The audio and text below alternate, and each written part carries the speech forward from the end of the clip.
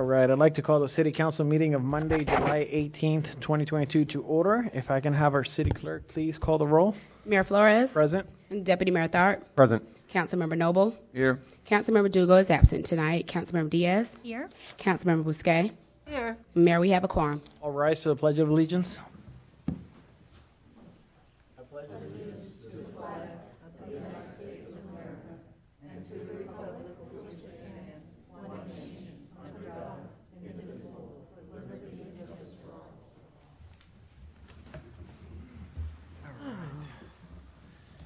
Thank you.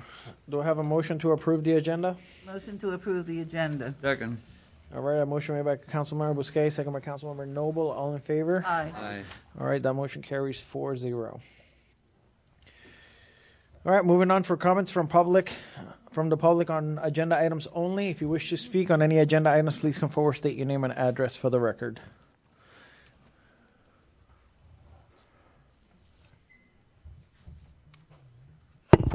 Thank you very much for having me. Jim Arrington, Lucerne Homes East, speaking about the shutter. It's on the agenda. Okay. We, as an association, we totally agree with the fact that the shutters should be off the house when it's occupied at all times. We totally agree with that.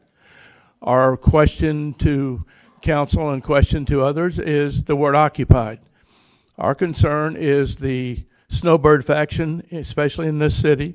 We have people that are gone, as other HOAs do, that are gone for anywhere from 3 to 5 months during the summertime. Technically, those are not occupied buildings. So, is fact of security and protection, they have for years and years and years, excuse me, shuttered their buildings and their homes. So our question tonight is the word occupied, clarify it. So as we feel that snowbirds or those visiting for long term should be excluded from this. Thank you very much. Thank you. Anyone else wishing to speak on any agenda items, please come forward, state your name and address for the record.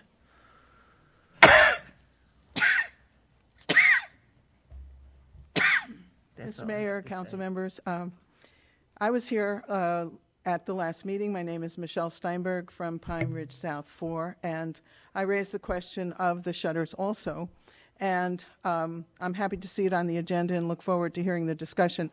I would also like to tell everyone that I have kind of drafted an idea of an amendment to address the issue of snowbirds and people who leave that I would like to email to Mr. Mayor and the council members.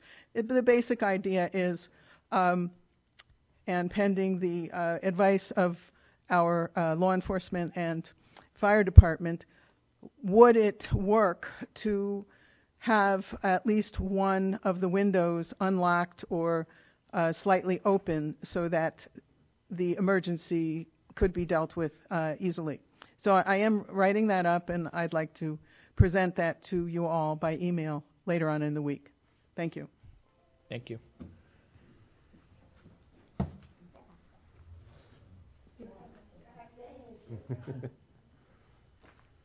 I'm back.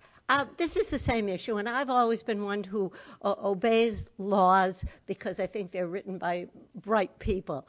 However, sometimes the laws need to be modified. Name and address for the record. Oh, okay. Emily Jacobs Robots, 6223 Pond Tree Court, Green Acres. Sometimes the laws need to be modified for practicality. I echo what this gentleman said about the hurricane shutters. And furthermore, I asked why some people got stickers on their doors, which was kind of silly to put a sticker on the door of someone who's not there because they're not there. So how are they going to respond to the sticker on the door? These are people that are away. That was number one. And the answer that I got was, we don't have the personnel in the city of Green Acres to notify everybody who's got shutters closed. It would just be impossible for the staff. And so I asked, how does the staff then determine who gets a sticker on the door? And I was told that people write letters and complain about this. That struck me as a little bit of like Nazi Germany. We're sending a letter to say this person has the hurricane shutters closed, so that person gets a notice. But the person around the corner, who nobody wrote a letter for, doesn't. I think that it's just kind of not the right way to do things. I love the idea of one window being open. I think that's practical. It would be a good modification. Thank you. Thank you. Luba Wagner, Pine Ridge South 4. I myself have to agree with Michelle and the gentleman and this woman. I was here at the last meeting as well. A lot of our snowbirds have gone the beginning of May. Our association gave us the letter after the snowbirds went home. Therefore, they did not comply with having the shutters left open.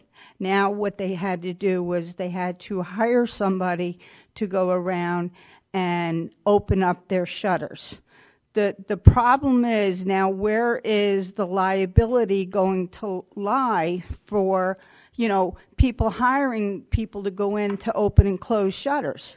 It could become a hardship, especially if you have to do it so many times. What is it, 14 days, and then you got to open them back up, and then another 14 days there's a storm coming. So it could be a hardship for a lot of these people who are on Social Security.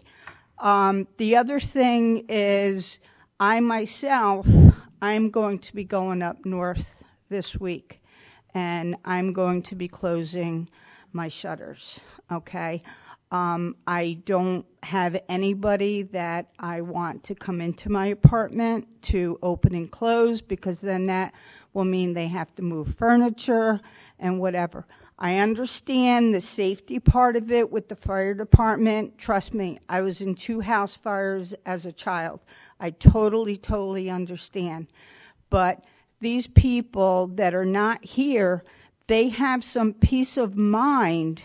Before they go home, they will secure their apartment and know that their place is going to be secure if there is a hurricane, and not have to worry about getting a hold of somebody in a couple hours or whatever to go and open them up or close them, vice versa.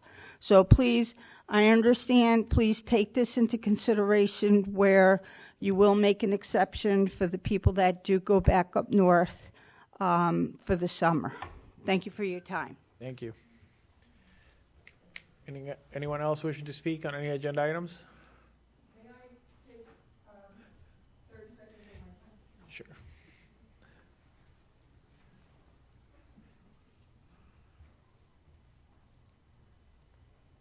Yes, I'm sorry. I get nervous, so I forgot to say something. No, the other issue that came up Can you just state your name and address for the record one more time? Michelle Steinberg, 433 Pine Glen Lane, Green Acres. The other issue that came up in discussing this was insurance liability. If there happened to be a branch or some other damage, as happened in the apartment that I now own years ago, would the insurance company contest my negligence by not taking precautions if I happen to be away for the summer? And I think that is something that snowbirds would be very, very concerned about.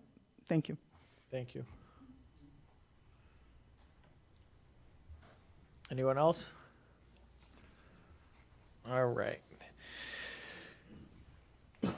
All right, so now we're going to move on to special business. Our first item tonight is going to be a proclamation for Kids Fit Jamathon.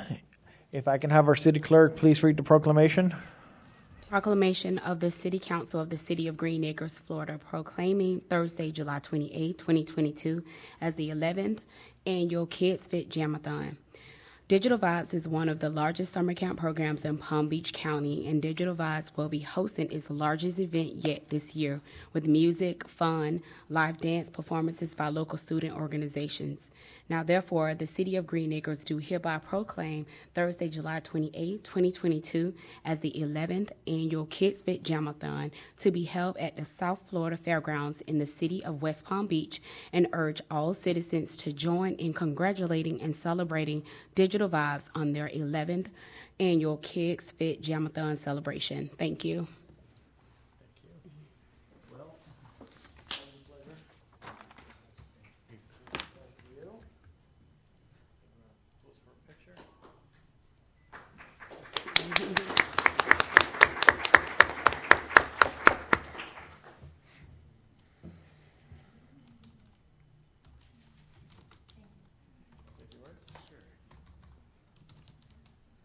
All right.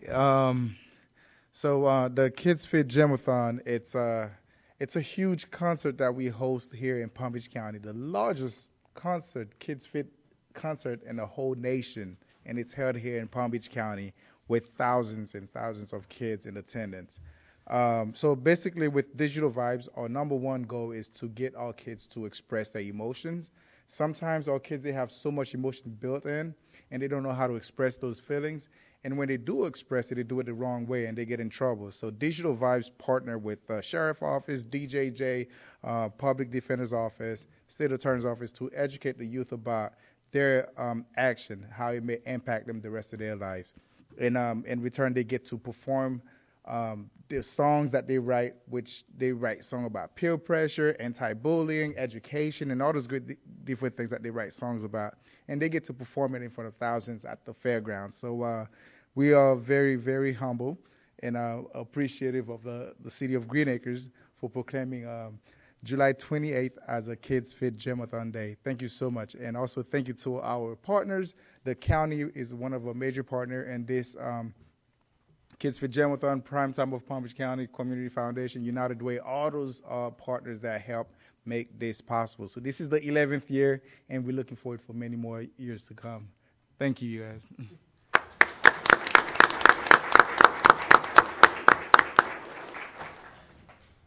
Thanks, Will. We're extremely proud of the work that you do throughout the county. So thank you once again.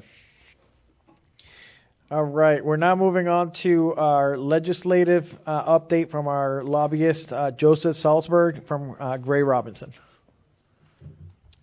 All right, can everybody hear me? Awesome. Loud and clear. It's great to be here. Joseph Salzberg, shareholder with Gray Robinson. I've had the honor of representing the city of Green Acres in our state's capital along with my colleagues for I think the better part of the last 4 years, and I really do enjoy coming here, especially when I pulled up and I didn't know if I was at the right building because it looked so nice. Not that your other one didn't look nice, but the painted roof threw me off. Madam Manager, Mayor, Council members, as usual, it's a mixed bag this year. We concluded our 2022 legislative session in March and ultimately had several special sessions, several dealing with redistricting, vaccination, passports, and then ultimately property insurance. After all that, the governor signed and did his line items to the vetoes. This year, we've had the largest General Appropriations Act passed by the legislature in the history of the state. It was $112.1 billion. To give you some sort of context, 10 years ago, we were in the 70-something billion dollar range. So that's how leaps and bounds Florida has grown. Unfortunately, and I'll get to that, it was also the largest veto in state history, coming in at $3.1 billion. Unfortunately, Palm Beach County took a large brunt of that, as did Broward County and Orange County and some other isolated areas. Very proud to report, and it didn't come to fruition, so we're still working on that.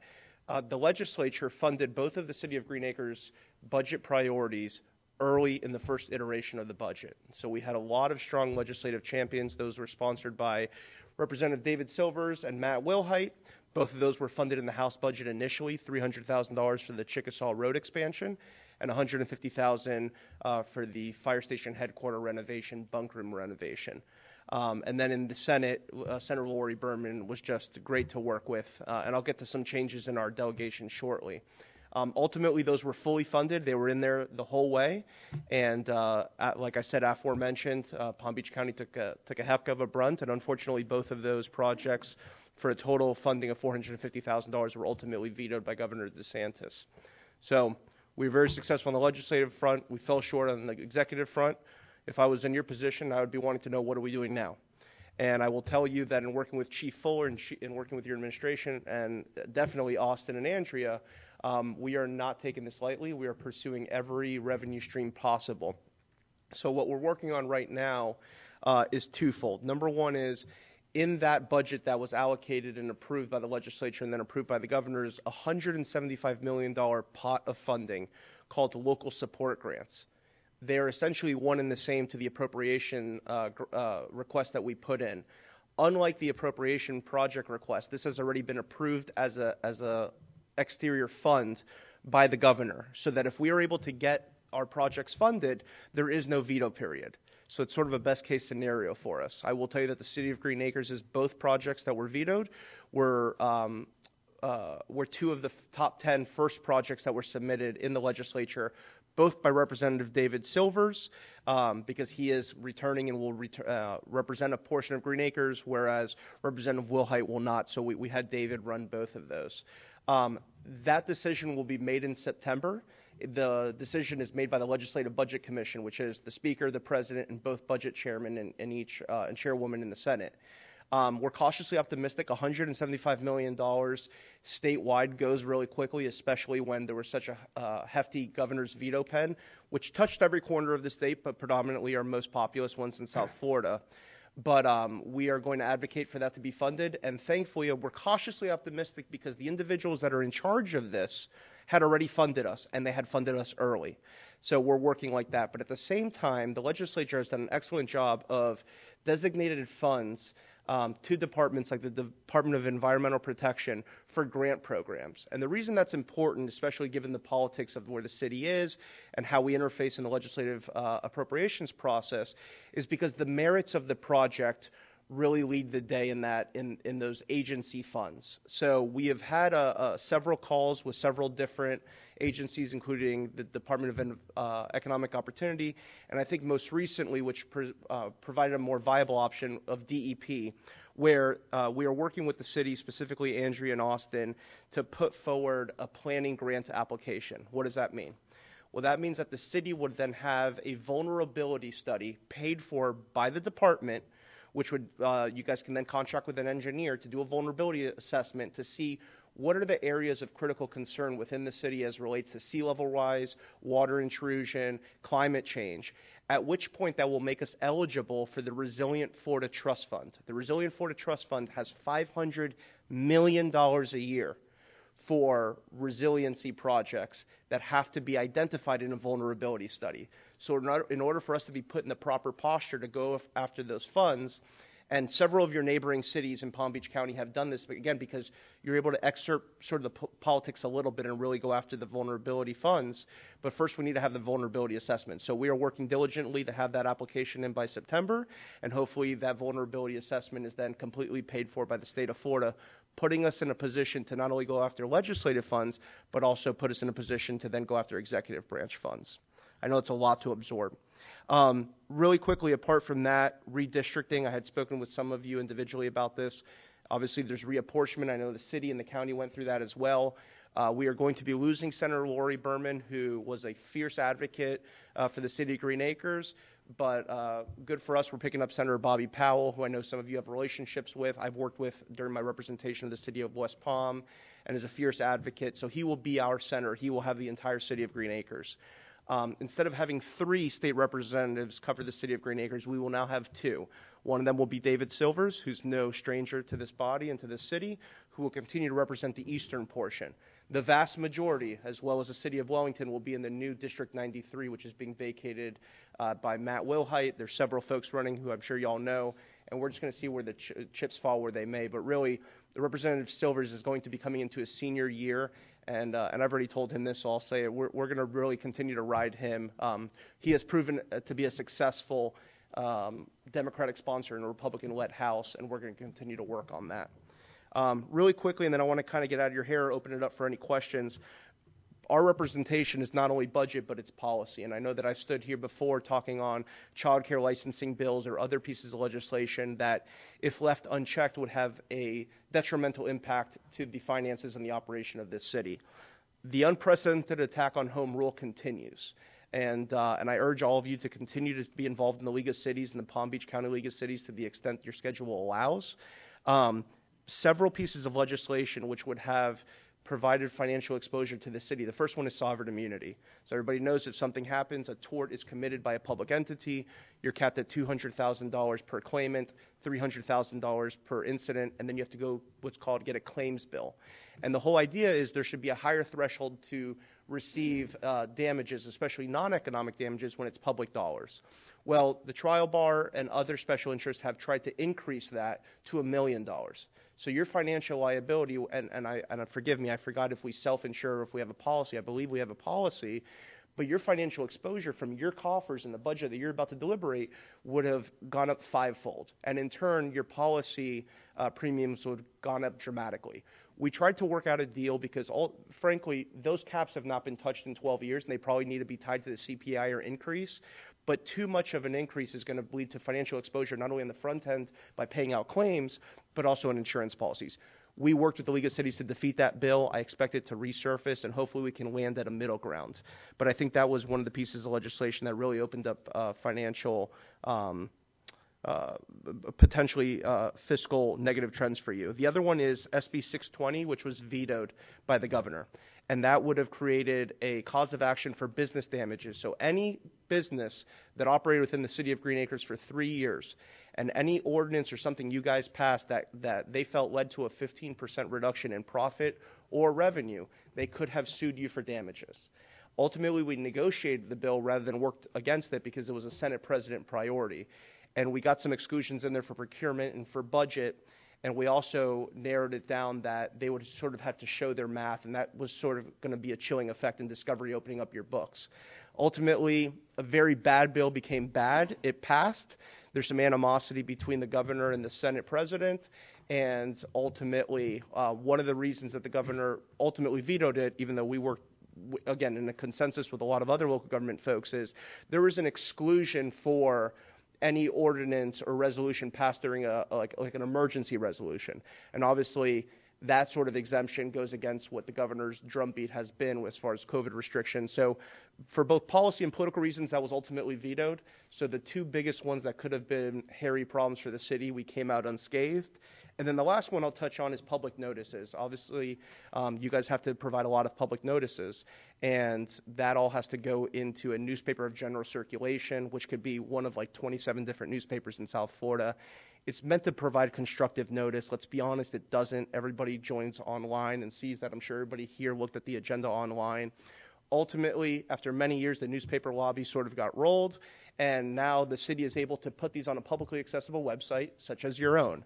So hopefully that will lead to a continued positive fiscal trend, so you don't have to outlay that cost, and frankly, you're going to reach more people on your website. So I know that's a lot to absorb. The mayor and Andrea especially know I might do the crux of my work for you guys in 3 months out of the year. I'm available 12 months.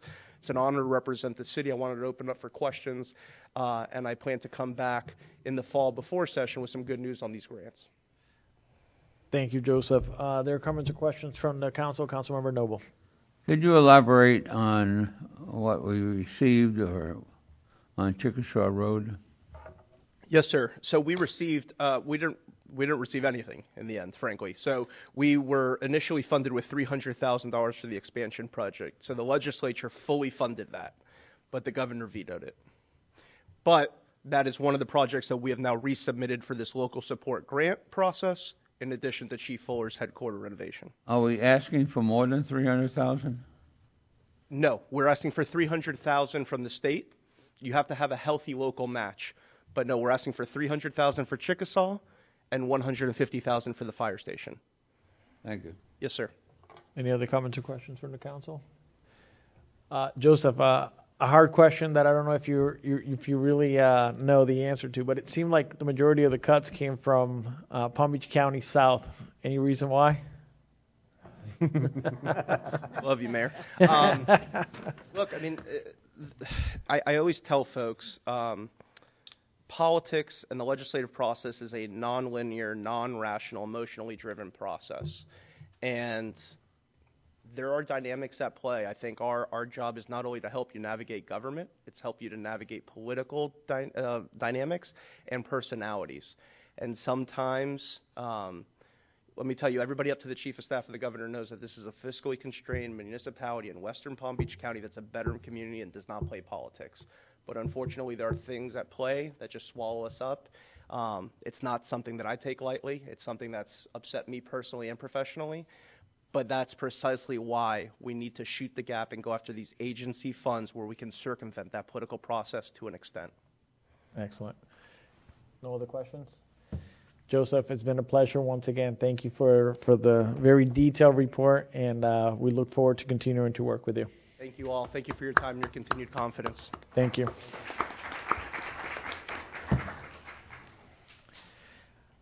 All right, we have another presentation, our community showcase video, and that's going to be led by City Manager McHugh.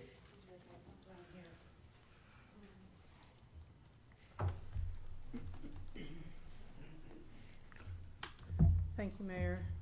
Thank you, Mayor, Council. Bear with me 1 second.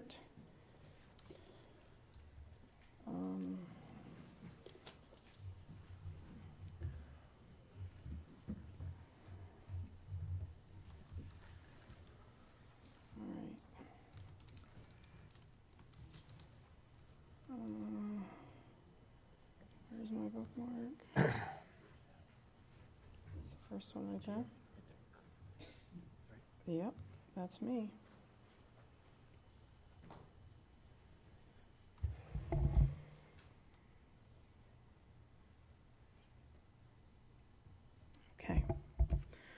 Okay, Mayor, Council, thank you very much.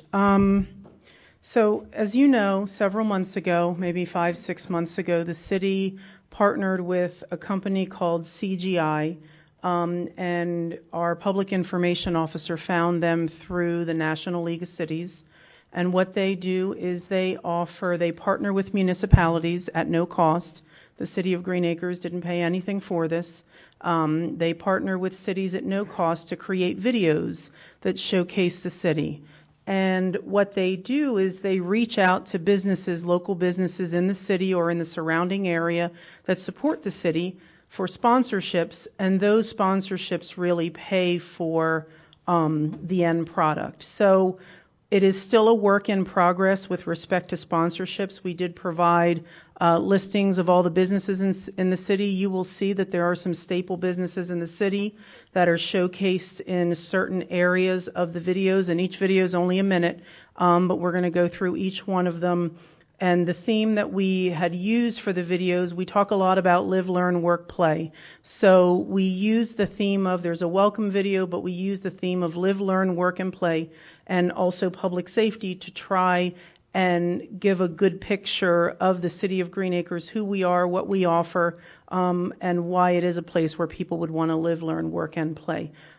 So again, from the sponsorship perspective, it's still a work in progress. We've reached out to a lot of businesses. Some are interested, some are not. Some are still on the fence about that. But there are some staples again in the city that you will see showcased in particular, and they've also been very good partners. So we'll start with the welcome video. And don't look at me using the microphone down here, Mayor. We'll talk about the AV system later. But this is what we have to deal with for now. So, all right, here we go.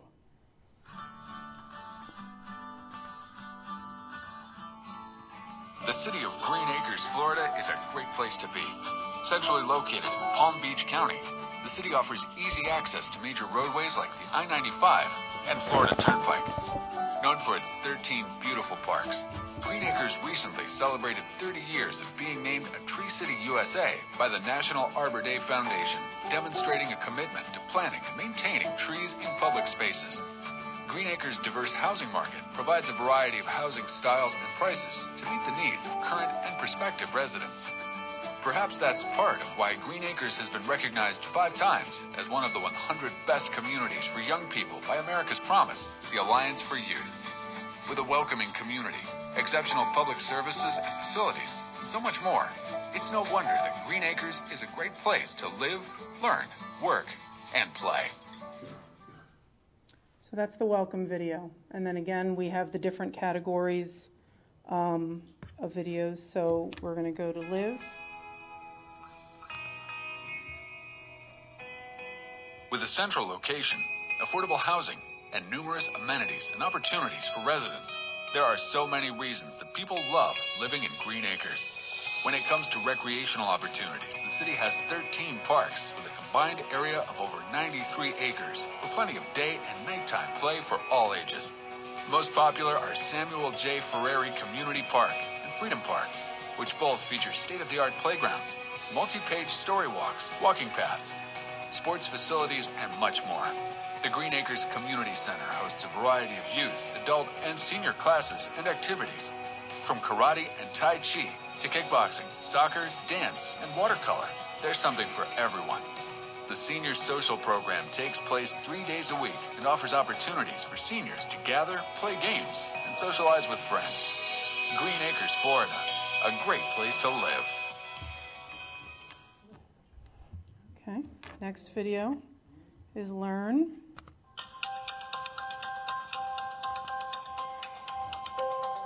Students in Green Acres have every opportunity to earn a well-rounded education. The city is home to 5 elementary schools, 3 middle schools, and the largest high school in Palm Beach County, as well as a Montessori and Christian school, and a school for children with special needs. When it comes to higher education, Palm Beach State College is a great option, offering more than 130 programs for students looking to continue their education locally. While school is a key part of every child's life and development, so too are youth programs outside of school hours. Green Acres is proud to offer a Gold Seal nationally accredited after-school and summer program. Additionally, the city is committed to investing in and providing similar youth programs for local students, especially teens. Green Acres, Florida, a great place to learn and grow. Okay. Work.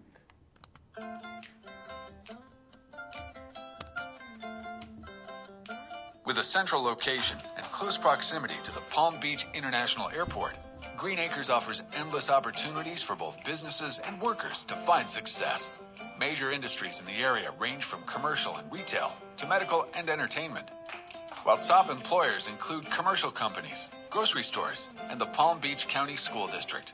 With over 40,000 vehicles traveling through the city on a daily basis, Green Acres' many plazas guarantee great exposure for businesses. Plenty of space is available for new and relocating businesses of all sizes, including many recently developed medical offices. The main thoroughfare through the city's original section will soon...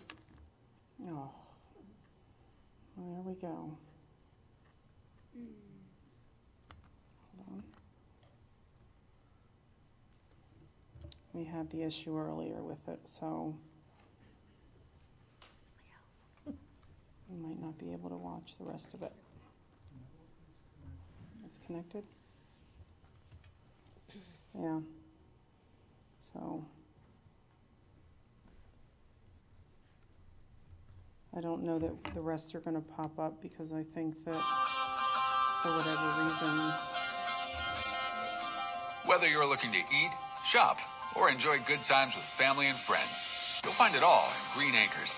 Among the city's variety of businesses and stores are several local staples whose longevity has made a strong impression on the community. Roller skating rink Atlantis Skateway has been in business for over 45 years. Green Acres Bowl has been the area's bowling destination for 44 years. And Hoffman's Chocolates has been serving delicious gourmet chocolates since 1975. When it comes to restaurants, local favorites include Pete's Place, El Sabor Latino, Totally Awesome Subs, and Eagle Grill, just to name a few. For a peek into the past, the Green Acres Historical Society Museum showcases artifacts and information about the city's history. Green Acres also hosts many community events throughout the year, such as the Ignite the Night July 4th celebration, Eggstravaganza Easter Egg Hunt, Holiday in the Park, and Fiesta de Pueblo. Green Acres, Florida, a Great place to play and have fun. That's how that one ended. The last one that we're going to show is the public safety. So we can get through it. In Green Acres, public safety is always a top priority, thanks to the efforts of the local fire department and police force. Green Acres Fire Rescue is the city's full-service professional fire department, providing immediate response services for all fire and medical needs. The department optimizes patient care by maintaining rapid response times, enhanced training, and implementing the most advanced emergency medical protocols. With a focus on safety and community risk reduction, Fire Rescue also offers school demonstrations, CPR education for the public, child safety seat installations, and more. The Palm Beach County Sheriff's Office is committed to providing trusted policing services that address crime and quality of life issues in Green Acres. The city has one community policing deputy who works closely with the community to maintain working relationships and trust, from involvement in beneficial youth programs, community events, homeless programs, and crime prevention, to identifying and assisting families in need. Green Acres, Florida, a great place to live safely. Nice city, nice city. So we are going to use these videos to showcase if we're talking about learning. Our youth programs is going to use them. We talk about marketing, economic development. We're going to use them in part with that. So they will be launched on the website. We will have them on social media. But we're also going to use them in various different aspects of the city as well to try and benefit us any way that we can. So just wanted to share those with you. Good job. Thank you. Are there any comments or questions for City Manager McHugh? I want to make a comment. I think it's very Councilmember Noble. professionally done. Well, our public information officer deserves all the credit for that. He did all of this. So he worked with the company and put it all together. He did a great job. You thank him.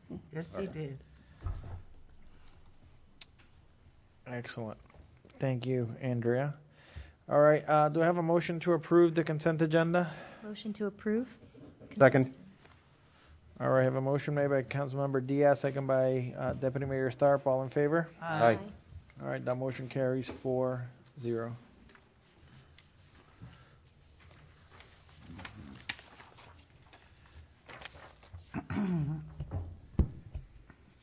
All right, moving on to our regular agenda. The first item tonight is a public hearing for ordinance 2022-14, second reading. If I can have the city clerk please read the ordinance by title. Ordinance 2022-14, second reading, amending Chapter 8, License and Business Regulations, Article 3, Business Taxes, Section 8-46 through 8-736 to correct the applicable department names, to clarify business inspections, to create criteria for denying, suspending, and revoking business tax receipts, providing for appeals to the special magistrate, and for other purposes, providing for repeal of conflict in ordinances, severability, inclusion in code, and an effective date. Thank you. And presenting tonight, we have the zoning administrator, Karen Gardner-Young. Good evening. There we go. Good evening. Thank you, Mayor, council members. This is second reading of ordinance number 2022-14. As stated, it is in regards to business tax receipts. The intention was basically to clarify when inspections were required, not required for home inspections unless the use triggers it. We also wanted to make it mandatory to provide proof of the fire inspection being passed. We also did some housekeeping. We eliminated duplicate language, clarified that appeals are heard by the Development and Neighborhood Services Director than the Special Magistrate. And finally, we added in grounds for denial of the BTR or when we're entitled to revoke them. I'm ready to make a presentation. It was heard by the Council on June 6th. It was unanimously approved, or should say approved as 4-0. I'm prepared to make a presentation if you so wish, or I'm here just to answer any questions. Nothing has changed from first reading. Excellent. Are there any comments or questions on this item from the council? Seeing none, do I have if I see none, I'm going to open public hearing for ordinance 2022-14, second reading. Anyone wishing to speak in opposition of the ordinance, please come forward, state your name and address for the record. Seeing none, anyone wishing to speak in favor of the ordinance, please come forward, state your name and address for the record. Seeing none, public hearing is now closed. Motion to approve ordinance 2022-14 on second reading. Second. Second.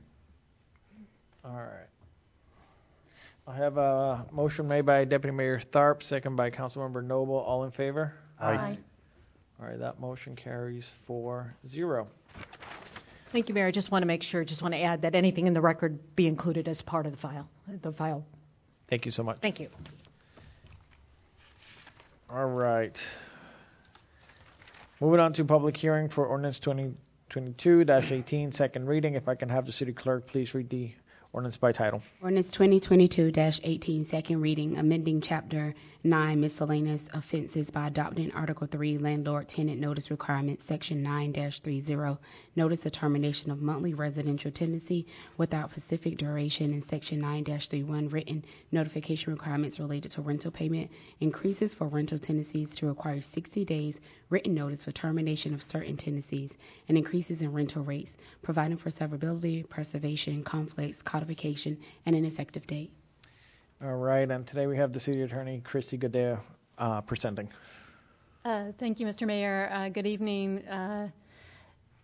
This is a second reading of ordinance 2022-18. This is the ordinance to provide some assistance to our tenants to allow for greater periods of notice in the event that their landlord wants to terminate their tenancy, if their tenancy does not have a specific duration, or if they want to increase the current rental rate above 5%, it requires a 60-day notice.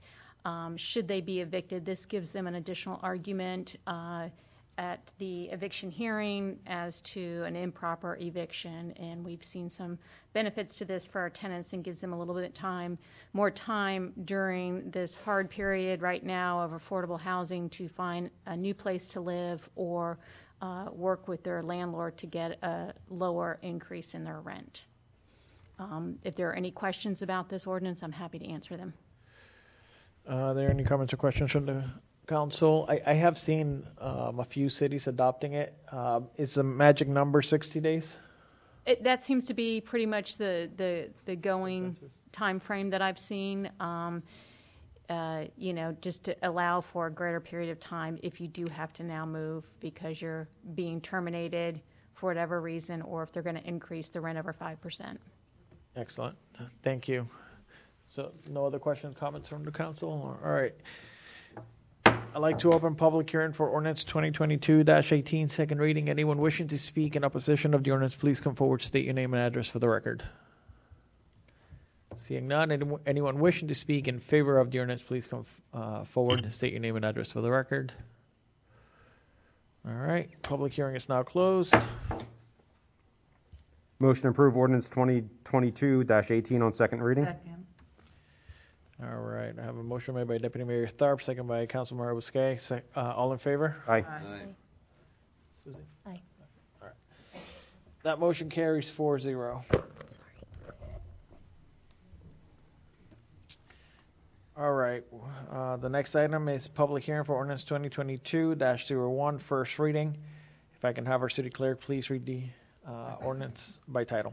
Ordinance 2022-01, first reading, authorizing the City of Green Acres to execute an interlocal service boundary and joint planning agreement between the City of Green Acres and Palm Beach County to coordinate future land use, public facilities, and services in advance of annexation, pursuant to Chapter 171, Part 2, Florida statutes, providing for repeal of conflicting ordinances, severability, and an effective date. Thank you. Presenting is Director of Development and Neighborhood Services, Kara Ferris-Erwin. Thank you. Good evening. I'm letting my PowerPoint open up real quick.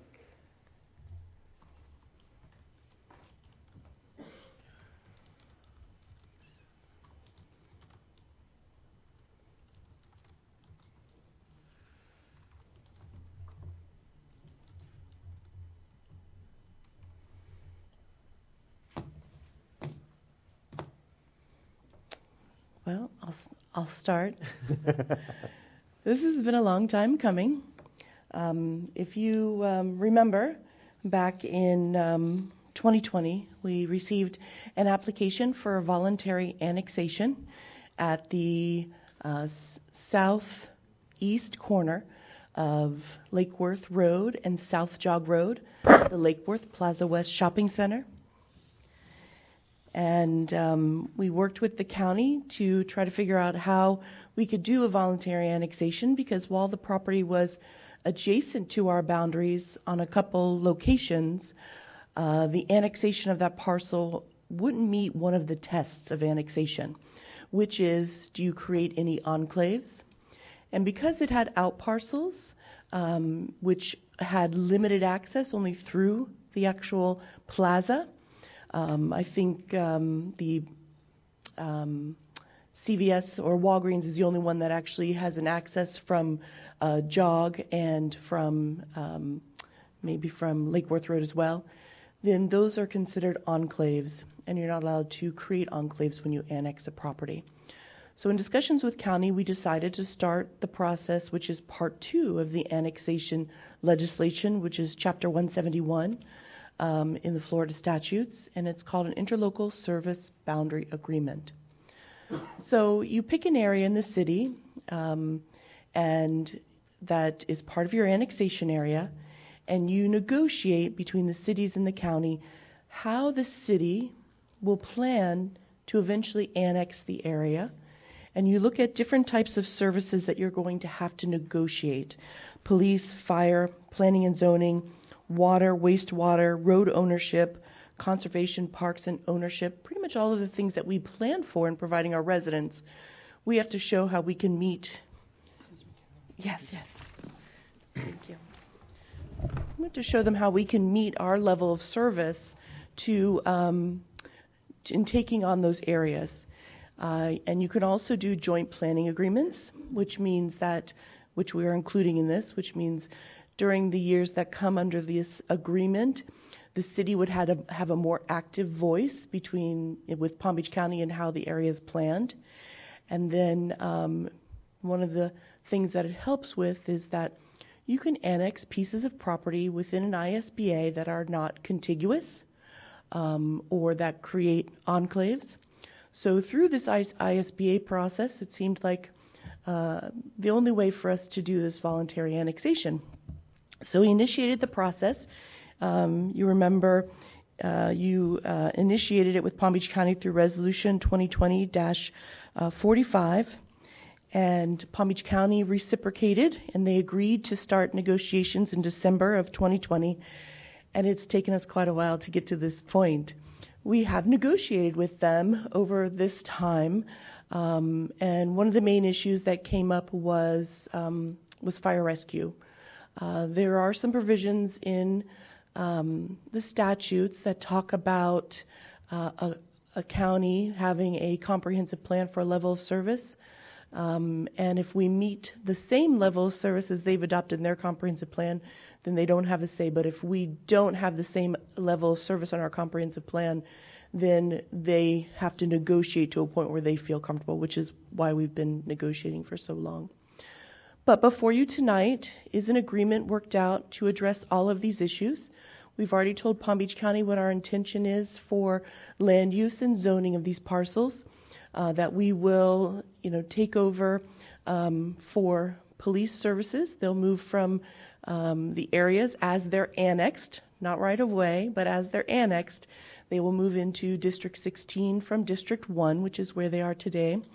And then we will also take over. There are no residents there, so it doesn't go towards our Parks and Rec population distribution, but we did a whole urban services report that we sent to the county on how we can meet level of service within the area. And before you tonight is that agreement. It's an agreement that has to be adopted by ordinance, and attached is the agreement with Palm Beach County for Fire Rescue Services.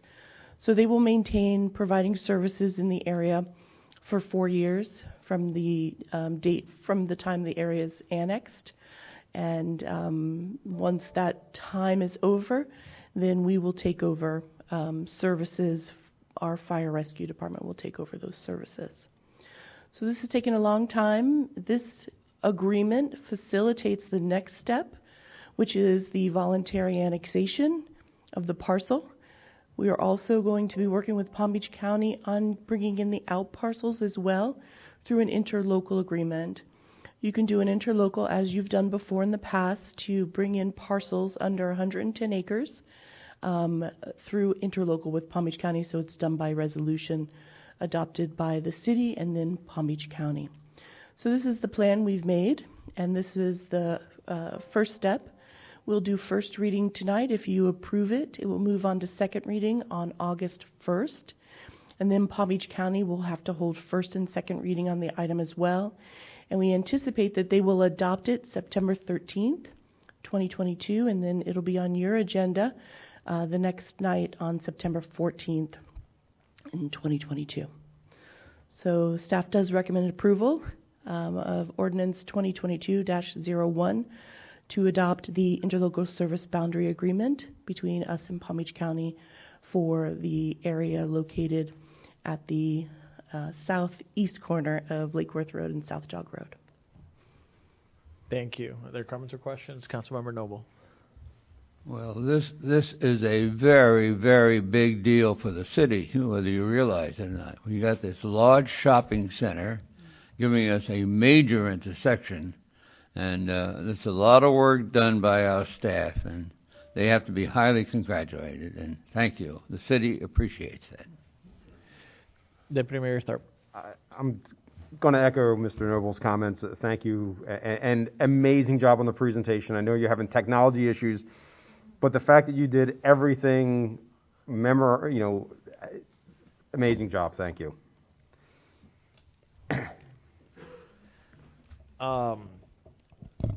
I've been tracking this for quite a long time, so I want to thank Kara for the work that you've done, Andrea and Chief and everybody at the fire level. That I know that there was a lot of many conversations that were had. Ultimately, the individual that owns the property is happy and excited about what's happening here, and so is the city. So thank you so much for all the work that went into this. With that being said, I'd like to open public hearing for ordinance 2022-01, first reading. If anyone wishes to speak in opposition of the ordinance, please come forward, state your name and address for the record. Seeing none, anyone wishing to speak in favor of the ordinance, please come forward, state your name and address for the record. Seeing none, public hearing is now closed. I'd like to move approval of ordinance 2022-01. Second. All right, I have a motion made by Councilmember Diaz, second by Councilmember Noble. All in favor? Aye. Aye. All right, that motion carries 4-0. All right, moving on to public hearing for ordinance 2022-02, first reading. If I can have our city clerk please read the ordinance by title. Ordinance 2022-02, first reading, annexing one parcel of land totaling approximately 20.1183 acres located at the southeast corner of Lake Worth Road and South Jog Road at 4180 South Jog Road, as requested by the petitioner Matthew Scott of Donnelly, Miska Backman LLP, agent for the owner, L.W. Jog SC Limited, providing for redefining the boundary lines of the city of Green Acres to include the subject property in the city's official boundary map, providing for repeal of conflicting ordinances, providing for severability, and providing for an effective date. Thank you. And once again, we have our Director of Development and Neighborhood Services, Kara Ferris, everyone presenting. Thank you. I just, does the clerk have can you open up a presentation on your computer and show it up there? No. Is that no? See if Colleen do it. I don't have the. You'll have to transfer it over. I don't. It's on the Y drive. I'm sorry. Do we need to take a 5-minute break? I just want to make sure you can see the pictures. I mean, I know you know where everything is, but.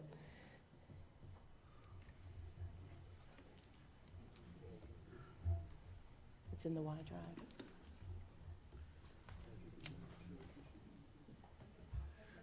Why don't we go ahead and take a 5-minute break? So we'll be back at 6:58. Thank you.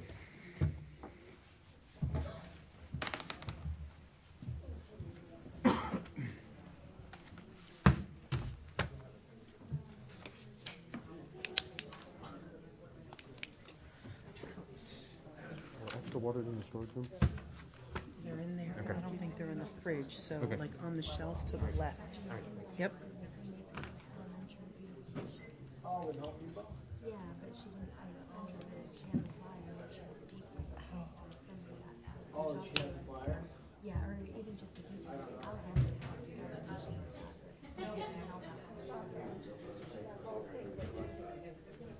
had applied for that for a while. They never got We it. got 5,000. Yeah, those are like I've been telling you, I've told so many people in school, and it's not. It takes a while, but Yeah. it's pretty good about getting them. But you know the water's good. Keep you hydrated.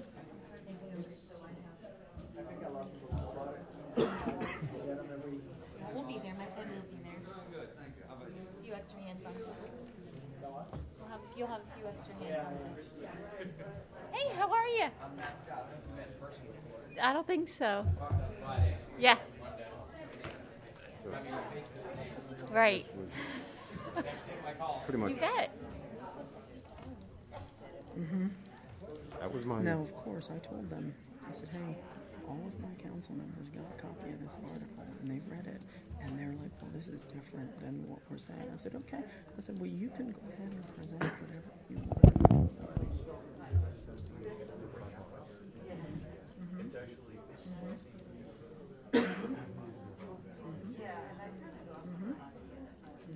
I agree with you. I'm interested to see what they're going to put out that's different. I'll be interested to see.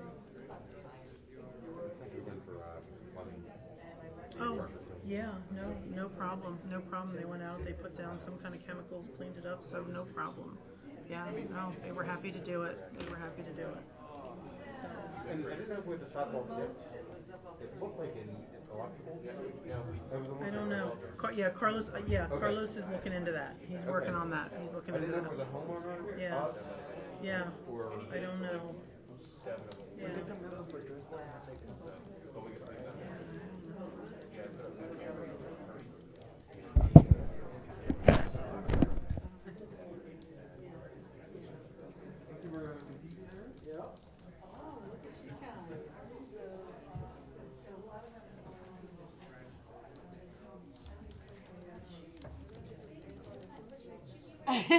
Day and a half.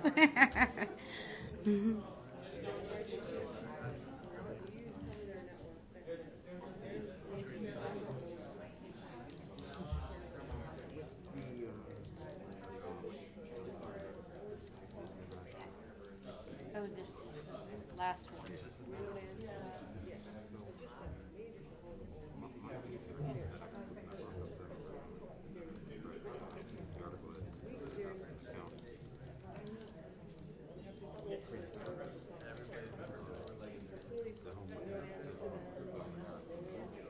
Knowing what the rocket why is there is the enforcement they say, hey, we'll advertise it, and then they don't. Karen, you're doing a wonderful, you know, I don't.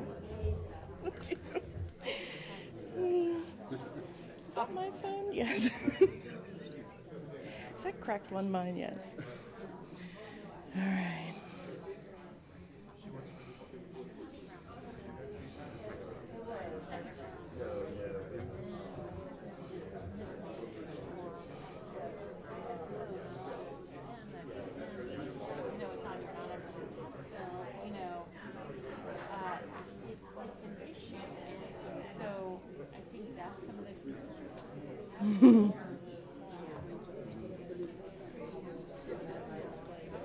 Okay. Yeah. Yeah. You really want to?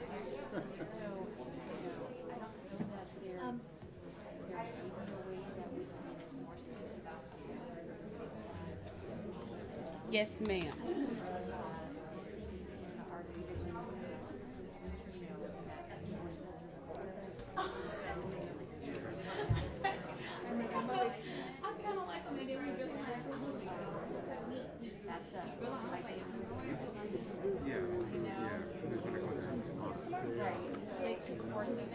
Oh no, that's not part of my contract. Right.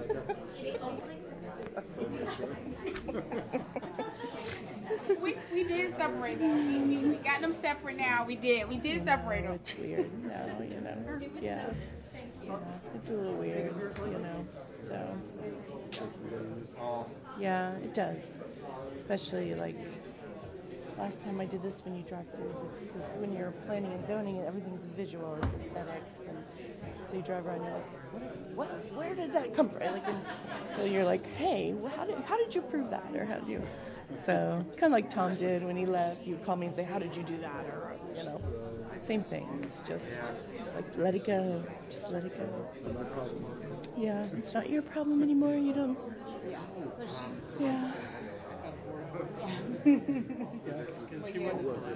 Yeah, she had some planned time. What's that? She thought that we were gonna have I guess so. Only time will tell. Yes. So but yeah, she's fine.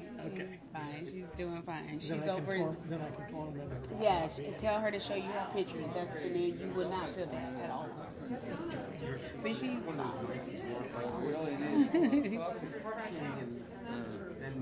Are we up? We're ready. Yeah. Celine's gonna do it for me. Yes.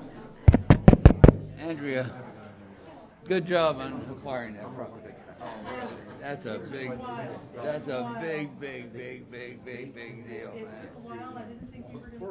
I tell you. All right, if I can get everybody back so we can reconvene the meeting.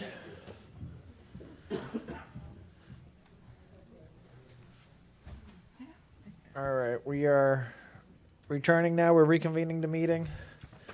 Do I need to state the time or anything? No? Okay, we're good. All right, so once again, we are on item, on public hearing, ordinance 2022-02, first reading, and we are handing over the presentation to the Director of Development and Neighborhood Services, Kara Ferris-Irwin. Thank you, Kara Ferris. For the record, the second item I have before you tonight is a public hearing for ordinance 2022-02, and this is the first reading of the voluntary annexation for the parcel located at 4180 South Jog Road, known as Lake Worth Plaza West. So this is a companion item to the ISBA that you previously moved on first reading, and this will be first reading of the voluntary annexation for the plaza that requested to come into within the boundaries of the city of Green Acres. So if we could move forward one slide. We have a few tests that we look at, as I said before. Is it contiguous and compact? It is a compact parcel, and it is contiguous to the city's boundaries at a couple locations. It is definitely a logical extension of our boundaries, as it will help us take over that last quarter of the intersection, as we already have the other three corners of this intersection right now, which helps clear up service delivery issues and makes things a lot cleaner. The next item that we spoke about before, if you could move forward, thank you, is the out parcels. The other test for voluntary annexation is, does it create enclaves? And as I said before, it does, which means it doesn't meet this test, which is why we are also doing it in conjunction with the interlocal service boundary agreement. So this is all perfectly legal to move it forward in this way. And these out parcels will be annexed after the ISBA as well.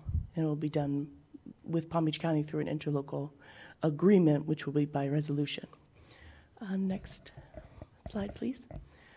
So as I said before, we did the resolution to enact the ISBA. The county agreed. We had staff negotiations. The ISBA was completed, and we moved it on first reading tonight. Second reading of the ISBA will be on August 1st, 2022. We will transmit to Palm Beach County to adopt in two readings, and they will adopt the voluntary annexation. And then after the county approves second reading of the ISBA, then we can move second reading of the voluntary annexation. We're doing first reading tonight to kind of get things moving so that we can both, we can adopt the voluntary second reading the day after the county adopts the ISBA. And we did take this voluntary annexation to your Planning, Zoning, and Appeals Board. They did recommend approval of the voluntary annexation. So staff does recommend adoption of Annexation 2003 through adoption of Ordinance 2022-02. We have sent an Urban Services report and notice to the county. We've also sent notice to the property owner, And I should say for the previous application, we sent notices to everyone within that ISBA that these actions were happening tonight. And we have also advertised in the paper for first reading of this annexation as well. Thank you. Thank you. Are there any comments or questions from the council? Seeing none, I'd like to open public hearing for ordinance 2022-02, first reading. Anyone wishing to speak in opposition of the ordinance, please come forward, state your name and address for the record. Seeing none, anyone wishing to speak in favor of the ordinance, please come forward, state your name and address for the record. Yes, good evening. My name is Matthew Scott. I'm the applicant, or I should say I'm the attorney for the applicant. I'm with the law firm Danae Miskell and Backman, address of 14 Southeast 4th Street, Boca Raton, here on behalf of the shopping center owner, LW Jog SC. Just wanted to say how excited my client is. He had me come tonight just to share that. Your staff, your city manager, Kara, fire chief, city attorney really did a great job. This was a really tough one. Heavy lifting was not done by me at all. I just submitted the form. They did a great job, and so we really appreciate it. And my client, I mean this genuinely, is ecstatic that it's finally moving forward, and so I wanted to just come and share that with you. My client's looking forward to being a property owner in your city. So thank you very much. Thank you. Anyone else wishing to speak in favor of the ordinance? Seeing none, public hearing is now closed. Move approval. Make a motion to approve ordinance number 2202 on first reading. Second. All right, I have a motion made by Councilmember Busquets, second by Councilmember Diaz. All in favor? Aye. Aye. All right, that motion carries 4-0. All right, moving on to ordinance 2022-11, first reading. If I can have our city clerk please read the ordinance by title.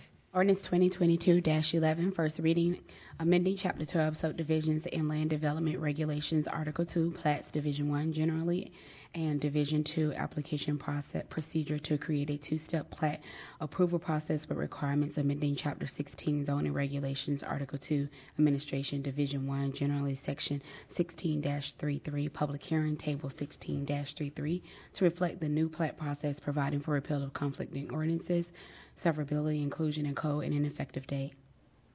Thank you, and we have zoning administrator Karen Gardner-Young presenting. Thank you, Mayor, council members. Karen Gardner-Young on behalf of the City of Green Acres. As stated, this is in reference to our plat process. We already have an existing plat process. It's just to clarify it and actually make it more friendly. So, next slide. A plat is basically a blueprint containing detailed property information. Next slide. I want you to see what a plat looks like. So you don't see houses, you generally don't see driveways. It's basically just the lot. How big is it? Is it off of a street? So these are generally what a plat would look like. Next slide. Why do we use plats? And there's a number of reasons. These are a few of them. First, we want an accurate description of what the property looks like, because a plat is not only a map, but it's also a legal description of what the property is. We also want to make sure if there's public lands that it remains in public hands. That's also indicated on the plat, what's dedicated. We also want to prevent trespassing, so it indicates who's responsible for what. We also talk about access to utilities and roadways. It includes easements.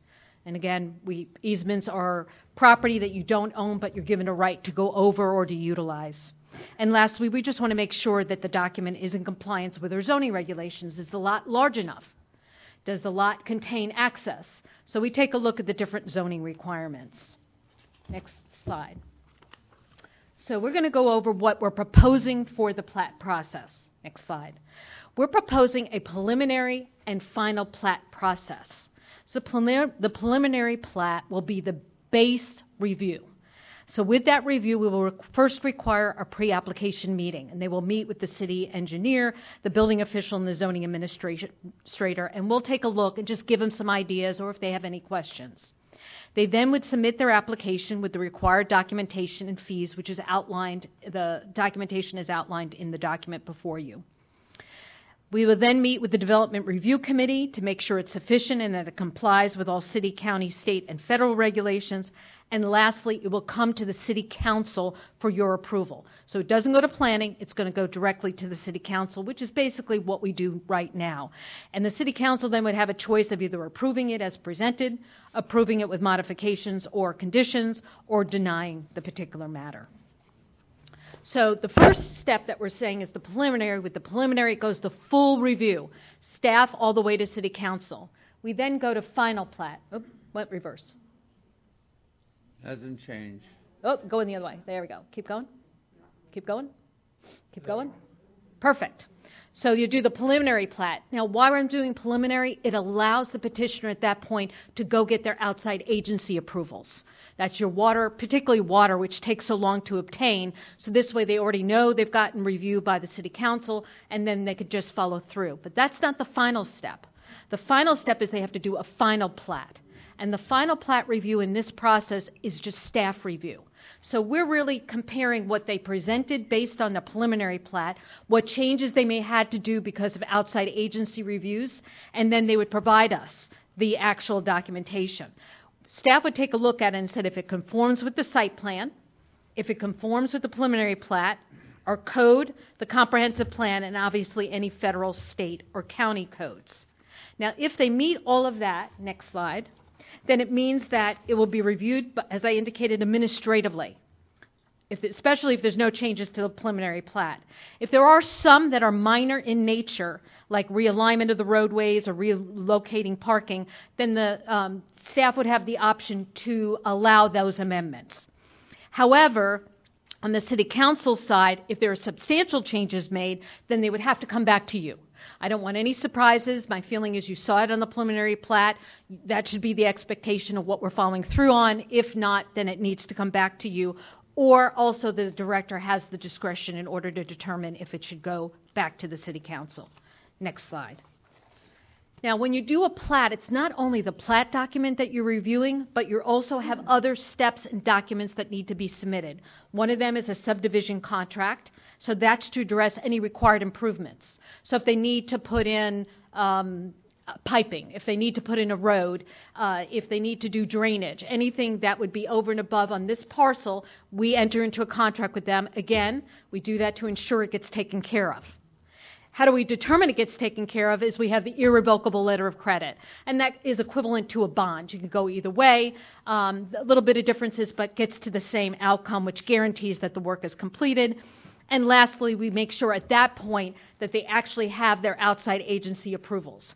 That could be an FDOT approval if they're on a state roadway, or as I said, could be Palm Beach County water utilities if it's water in particular. Next slide. The recommending bodies, it's gone to the Development Review Committee on April 21st. Any comments or concerns have been addressed in the document provided to you. The Planning Board of Adjustment had reviewed the amendment on June 9th and unanimously recommended approval with a 4-0 vote with no comments or changes. Next slide. Staff is recommending approval of ZTA 2207 through Ordinance 2022-11. I ask that all our documentation be included as part of the record, and I'm here to answer any questions or comments that you may have. Are there any comments or questions from the council? Seeing none. I'd like to make a motion that we approve Ordinance 2022-11 on first reading. Second. All right, so I have a motion by Councilmember Noble, second by Deputy Mayor Tharp. All in favor? Aye. All right, that motion carries 4-0.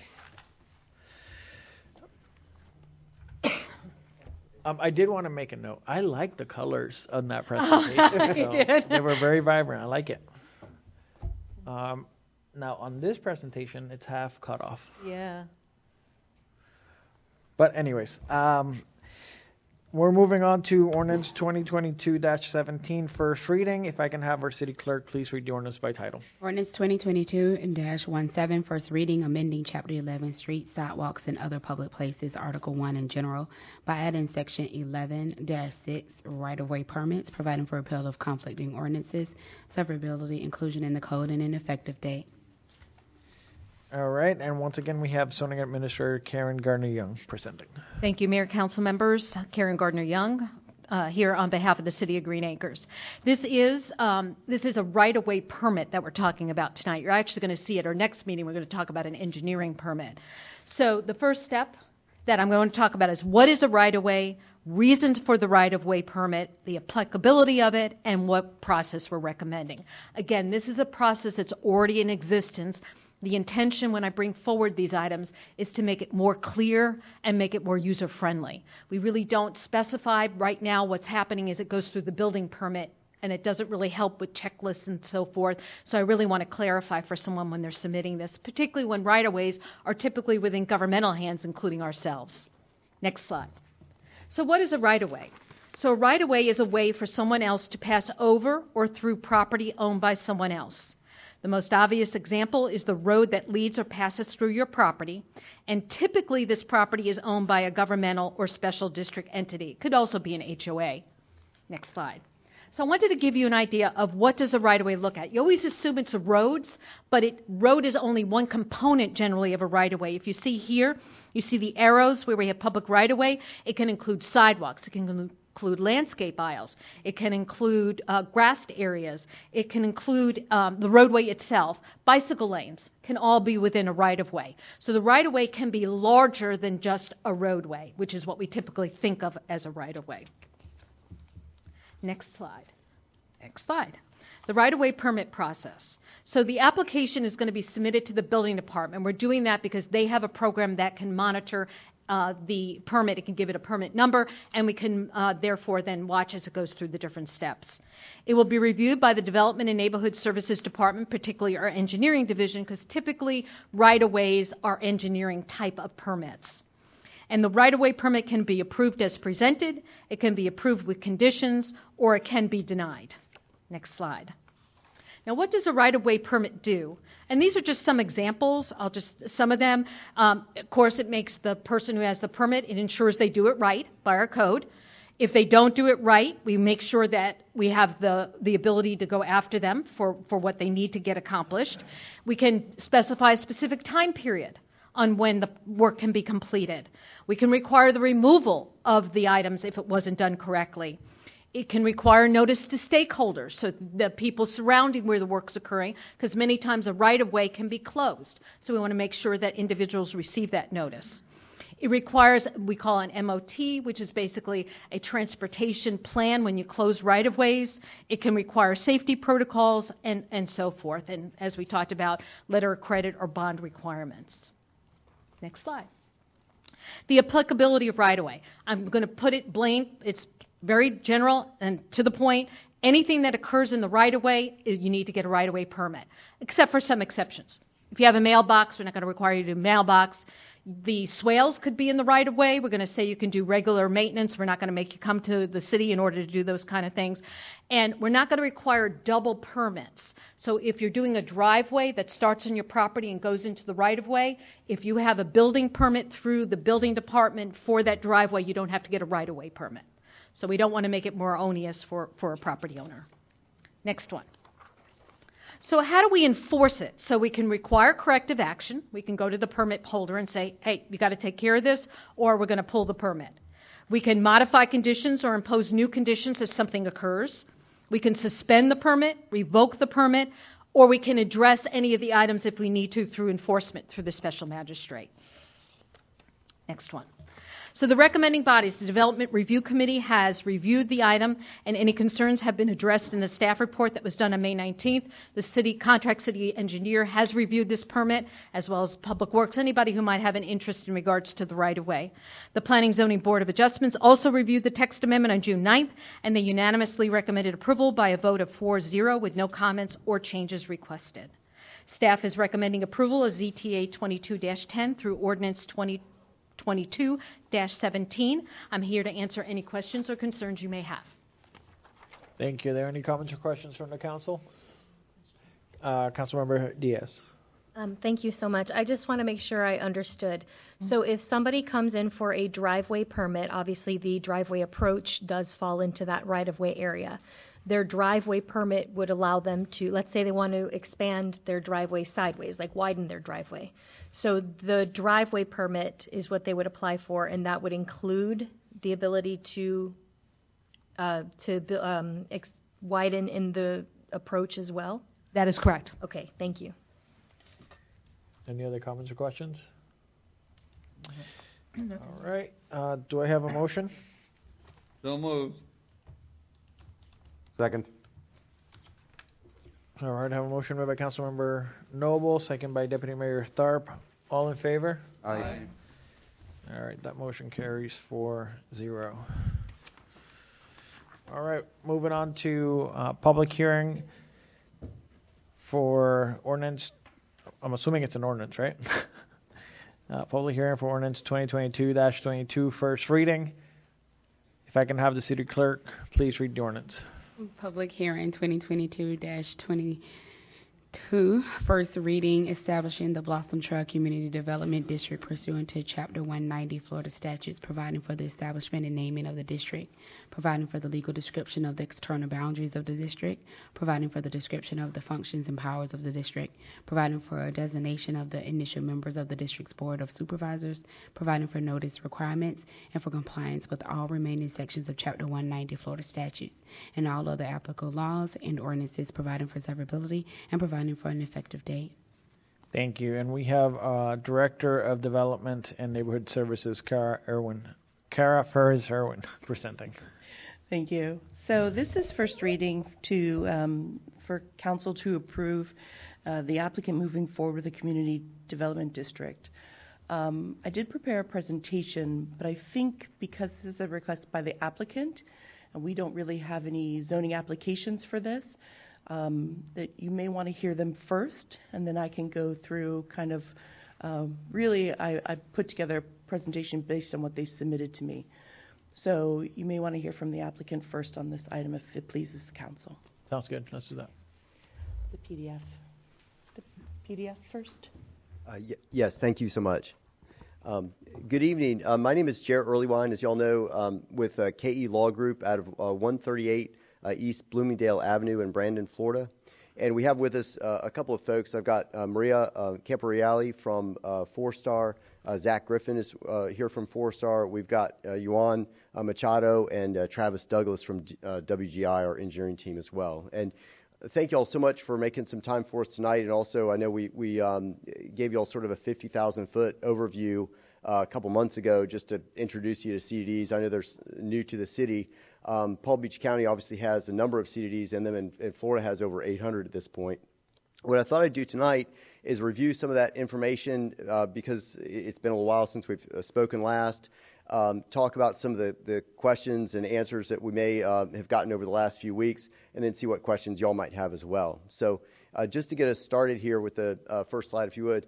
A community development district is a special purpose unit of local government. It's established under Chapter 190 of the Florida statutes for the purpose of financing, constructing, acquiring, operating, maintaining public improvements for residential communities and mixed-use communities. So they build stormwater ponds and roads and utilities and recreational facilities, and that's really the purpose of it. And the way the CDD works is it comes, an applicant such as 4-Star would come to the city, ask for y'all to adopt an ordinance. It would establish the CDD, and then the CDD essentially works just like an HOA with some extra powers, is essentially what it is. It's a HOA on steroids is the way it's been described. And and so it's an independent unit of government. You're not responsible for it any more than you are responsible for a homeowner association, for example. It is populated in the early years, just like an HOA, by the developers' representatives, and then it transitions to homeowner control. It does tend to transition earlier than an HOA would, so it's an alternative, essentially, form to an HOA, managing your infrastructure. And once the CDD is established and it's populated by the developer representatives, they'll cause the CDD to go out and issue tax-exempt bonds. Those bonds will be used to finance the construction and installation, acquisition of your stormwater ponds, your roads, utilities, whatever's in your improvement plan will be financed. That public infrastructure will be installed by the CDD. And then the bonds are typically a 30-year term. They are secured by special assessments, essentially like a tax. It goes on the tax roll, and it's levied only against the landowners within the boundaries of the district, so growth essentially pays for itself. And then once the infrastructure is installed, it operates just like a homeowner association and maintains and manages that infrastructure. So that's essentially what it does. And as I've said to y'all in the past, there's really two big benefits to CDDs. They're a great financing mechanism that helps save everybody money, and they're a great management and maintenance entity as well, with a lot more powers and authority than an HOA, but nothing that would encroach on your all's authority or powers. So and I would point out too, the most successful communities in Florida are CDDs. There's Lakewood Ranch, and there's Vieira, Nocatee, Villages. All the best-selling communities in Florida are CDD projects. But and there are some big projects like those, but there's also a lot of smaller ones. There's over 800 in Florida, so they're very popular with developments, and it's because of those benefits that we'll talk about here in a minute. So if we go to this first slide here, Blossom CDD is essentially the Nash Trail project. If you just drive down the road off Haverhill, it intersects with Nash Road and Haverhill. It's sort of an urban infill project. It's planned for 230 homes. There's about $8 million worth of public improvements that are needed for that project, and we'll talk about them here in a minute. But it's your stormwater system. There's a big lake in the middle of the project that needs to be dug and built. There's a $1 million park dedication fee that needs to be paid. There's utilities that need to go in. There's perimeter landscaping, hardscaping. There's off-site improvements to Nash Trail, a canal to the north, and Haverhill has some off-sites as well. So if you go to the next slide here, you can see our site plan. That's kind of a big overview. If you fold forward one more slide, you can see just go forward one more, if you would. There you go. This is our site plan where our engineering team has marked where our improvements would be for the CDD. So you see the stormwater pond, the off-sites, the perimeter landscaping, entry features, all those are marked and highlighted on that map there. And if you go to the next slide, it'll actually show what those costs are. You can see there's stormwater management of about $1.5 million. There's water and wastewater facilities of about $2.5 million. The city would actually finance the utilities and turn those over to the city. It would go through your all's normal acceptance process, so there's nothing unusual there. The city would underground the conduit. It would put in the entry and perimeter roadways, hardscaping, landscaping, irrigation systems. There's that public park dedication fee. The off-sites are those improvements off Nash and Haverhill that we talked about, in the canal to the north. And then there's engineering fees as well, for a total of about $8 million, a little over $8 million in improvements, which is really significant right now because construction costs have gone up so much. There's a lot of inflation. There's supply chain issues. So having the ability to deliver in an efficient way the public infrastructure is really huge for projects like this. If you advance one more slide, that'd be great.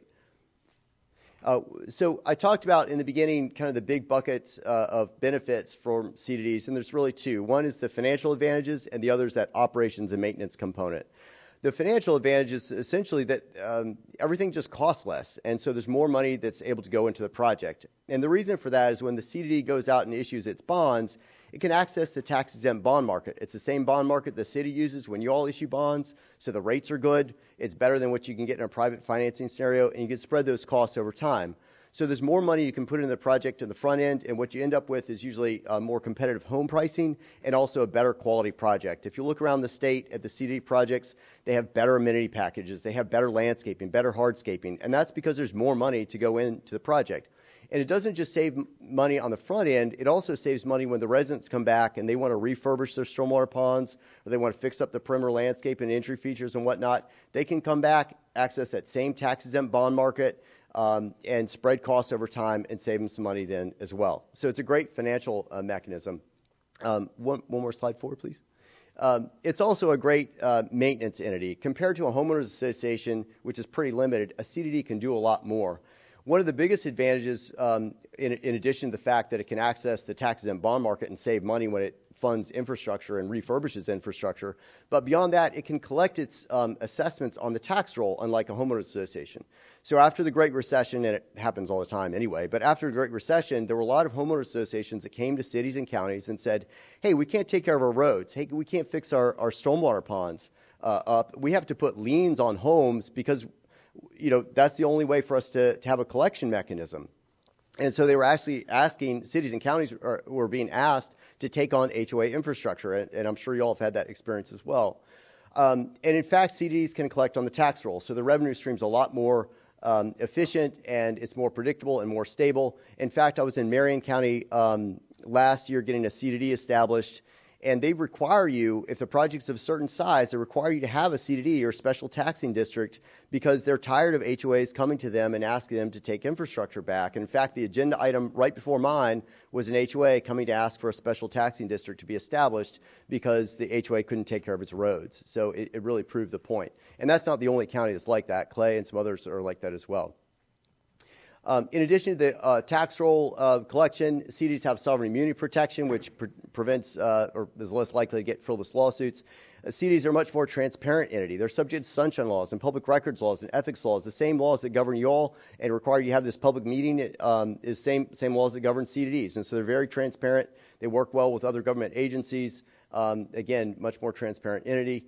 They're also eligible for FEMA and emergency funding like statewide mutual aid agreements, which is really important. I had a CDD down in Southwest Florida. They had been around for 30 years. It was a real small community. They were saying, well, do we need an HOA and a CDD? Let's get rid of the CDD. And they called me down there to dissolve the CDD, which the residents have the option to do after they paid their bond debt off. And the residents came up and opposed the dissolution of the CDD for all the reasons that I'm describing. And the board, who wanted to get along with their neighbor, said, no problem, we'll leave the CDD in place. And the very next year, Hurricane Irma came through, destroyed all their stormwater ponds, cost them 6 figures, and they were able to recover FEMA funding because of the fact that it was a CDD community, which they would have not gotten had it been an HOA. And that CDD is still here today. They didn't dissolve it. They love their CDD. CDs also have professional staff on hand, engineering teams, professional management, professional legal teams are on hand. They operate a little bit like a small city in that respect, and so they're much more stable, much more accountable, and they tend to just maintain your property values a lot more. So if you go to the next slide, it's sort of more of the same. I've got a chart there that describes the same thing. I think this is the same chart you all have seen before. But again, it speaks to the ability to finance infrastructure in a less costly manner, future cost savings. There's tax roll collection, sovereign immunity, turnover residences earlier, emergency funding is more available, they're more accountable, and they maintain that long-term value. Next slide, please. I also want to mention one other advantage. If you just have a homeowner association and a developer and the project goes through a recession and there's a default of some kind, that project's dead in the water most of the time. If you have a CDD and it's gone out and issued tax-exempt bonds, potentially there's construction money sitting in a construction account with a certified trustee bank like Regions Bank or U.S. Bank, and that money can only be accessed through a rigorous requisition process signed off on by the manager, engineer, chairman. So it's not sitting in the developer's pocket. So if there's a default of some kind, the district can use that money, has access to it to finish the construction. They can keep their amenity center running, their landscaping watered, all those things operational. They can even fund foreclosure fees and get that project back into productive use. If you don't have the CDD in place, there's no money there, and that project pretty much just sits there. And we saw that happen during the Great Recession. A lot of CDD projects got back into productive use within a year or so, whereas their HOA counterparts did not. And the reason is because of some of these default protections in the sense that there's construction money, and also part of that's a reserve account too. So there's money in addition to the construction that's held back for the protection of the project and the bondholders. So it's better off in a default than a traditional project would be. Next slide, please. Essentially, there's no downside for the city, right? You all can approve it with just a flat-out HOA, or you can approve it with a CDD, but the CDD has just a lot more abilities to save money, bring that higher quality project that the city would expect, and also be a much better management entity and steward of the project. We don't, the CDD doesn't take any authority away from the city. The city maintains its ability to issue permits, make zoning decisions, all those sorts of things. You all still retain all that authority. The city is not going to go out and run a, police station or anything like that. It's really just like a homeowners association with some additional powers is its limits. No debt of the CDD is ever going to be the city's obligation, and no obligations of the CDD are the city's.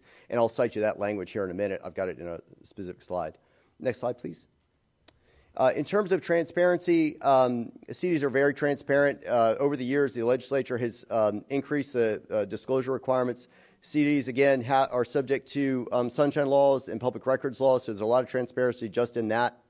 We're required to send out mailed and published notices for our budget hearings and assessments.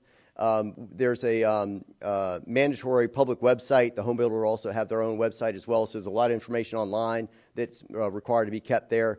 There's meeting minutes that are kept and audio recordings, and obviously there's a ton of disclosure in the recorded documents and in your sales contract as well. Next slide, please. We did get a couple questions about CDDs over the last 6 weeks or so since we submitted our petition. One question was, what's Palm Beach County's record with respect to approval of CDDs? Because there was one CDD, Forest Oaks, that was just recently denied back in May. The fact of the matter is Palm Beach County has 27 CDDs in that jurisdiction. Some of those are within cities and some are within the county. But from 2001 to 2021, the Board of County Commissioners actually approved 10 and denied 0. So for 20 years, they went and approved a bunch of them. They had a little bit of reluctance back in the early 2000s. They only wanted to do CDs that had off-site infrastructure and things like that. But then they gradually got away from that requirement and again, approved 10 with no denials. The Forest Oaks petition that was presented back in May, it was denied on a 3-4 vote. The board had requested some information that wasn't presented at the meeting, and that whole project has a different dynamic. It was a golf course conversion project that I don't know was super popular. It had a $59 million improvement plan, including a fair amount of land acquisition, and so I take that as just a one-off where the board was actually looking for some more information, and that project just didn't fit for a CDD from the county's perspective. But again, there's over 27 in the county now, including the Northern Palm Beach Improvement District. So there's a lot of CDDs in Palm Beach County, and they work just fine. And the county actually relies on them to deliver infrastructure for those numerous projects. Next slide. One of the questions that we've gotten is about the Reedy Creek Improvement District and whether the legislature's action in sunsetting that district has anything to do with CDDs. And the answer is it absolutely does not have anything to do with it. Reedy Creek is the improvement district established back in the 1960s for Disney's parks, and it operates with basically the same powers as a small city. So they can actually do their own power utilities. They've got police and fire services. I mean, it literally is like its own city. The governor, there's some politics in there that I won't get into or pretend to understand, but it had nothing to do with CDDs. The legislation that was passed affected a small subset of large legislative districts like Reedy Creek that are more like small cities and that were established prior to 1968, but they don't affect CDDs at all, nor do they set any precedent. Next slide.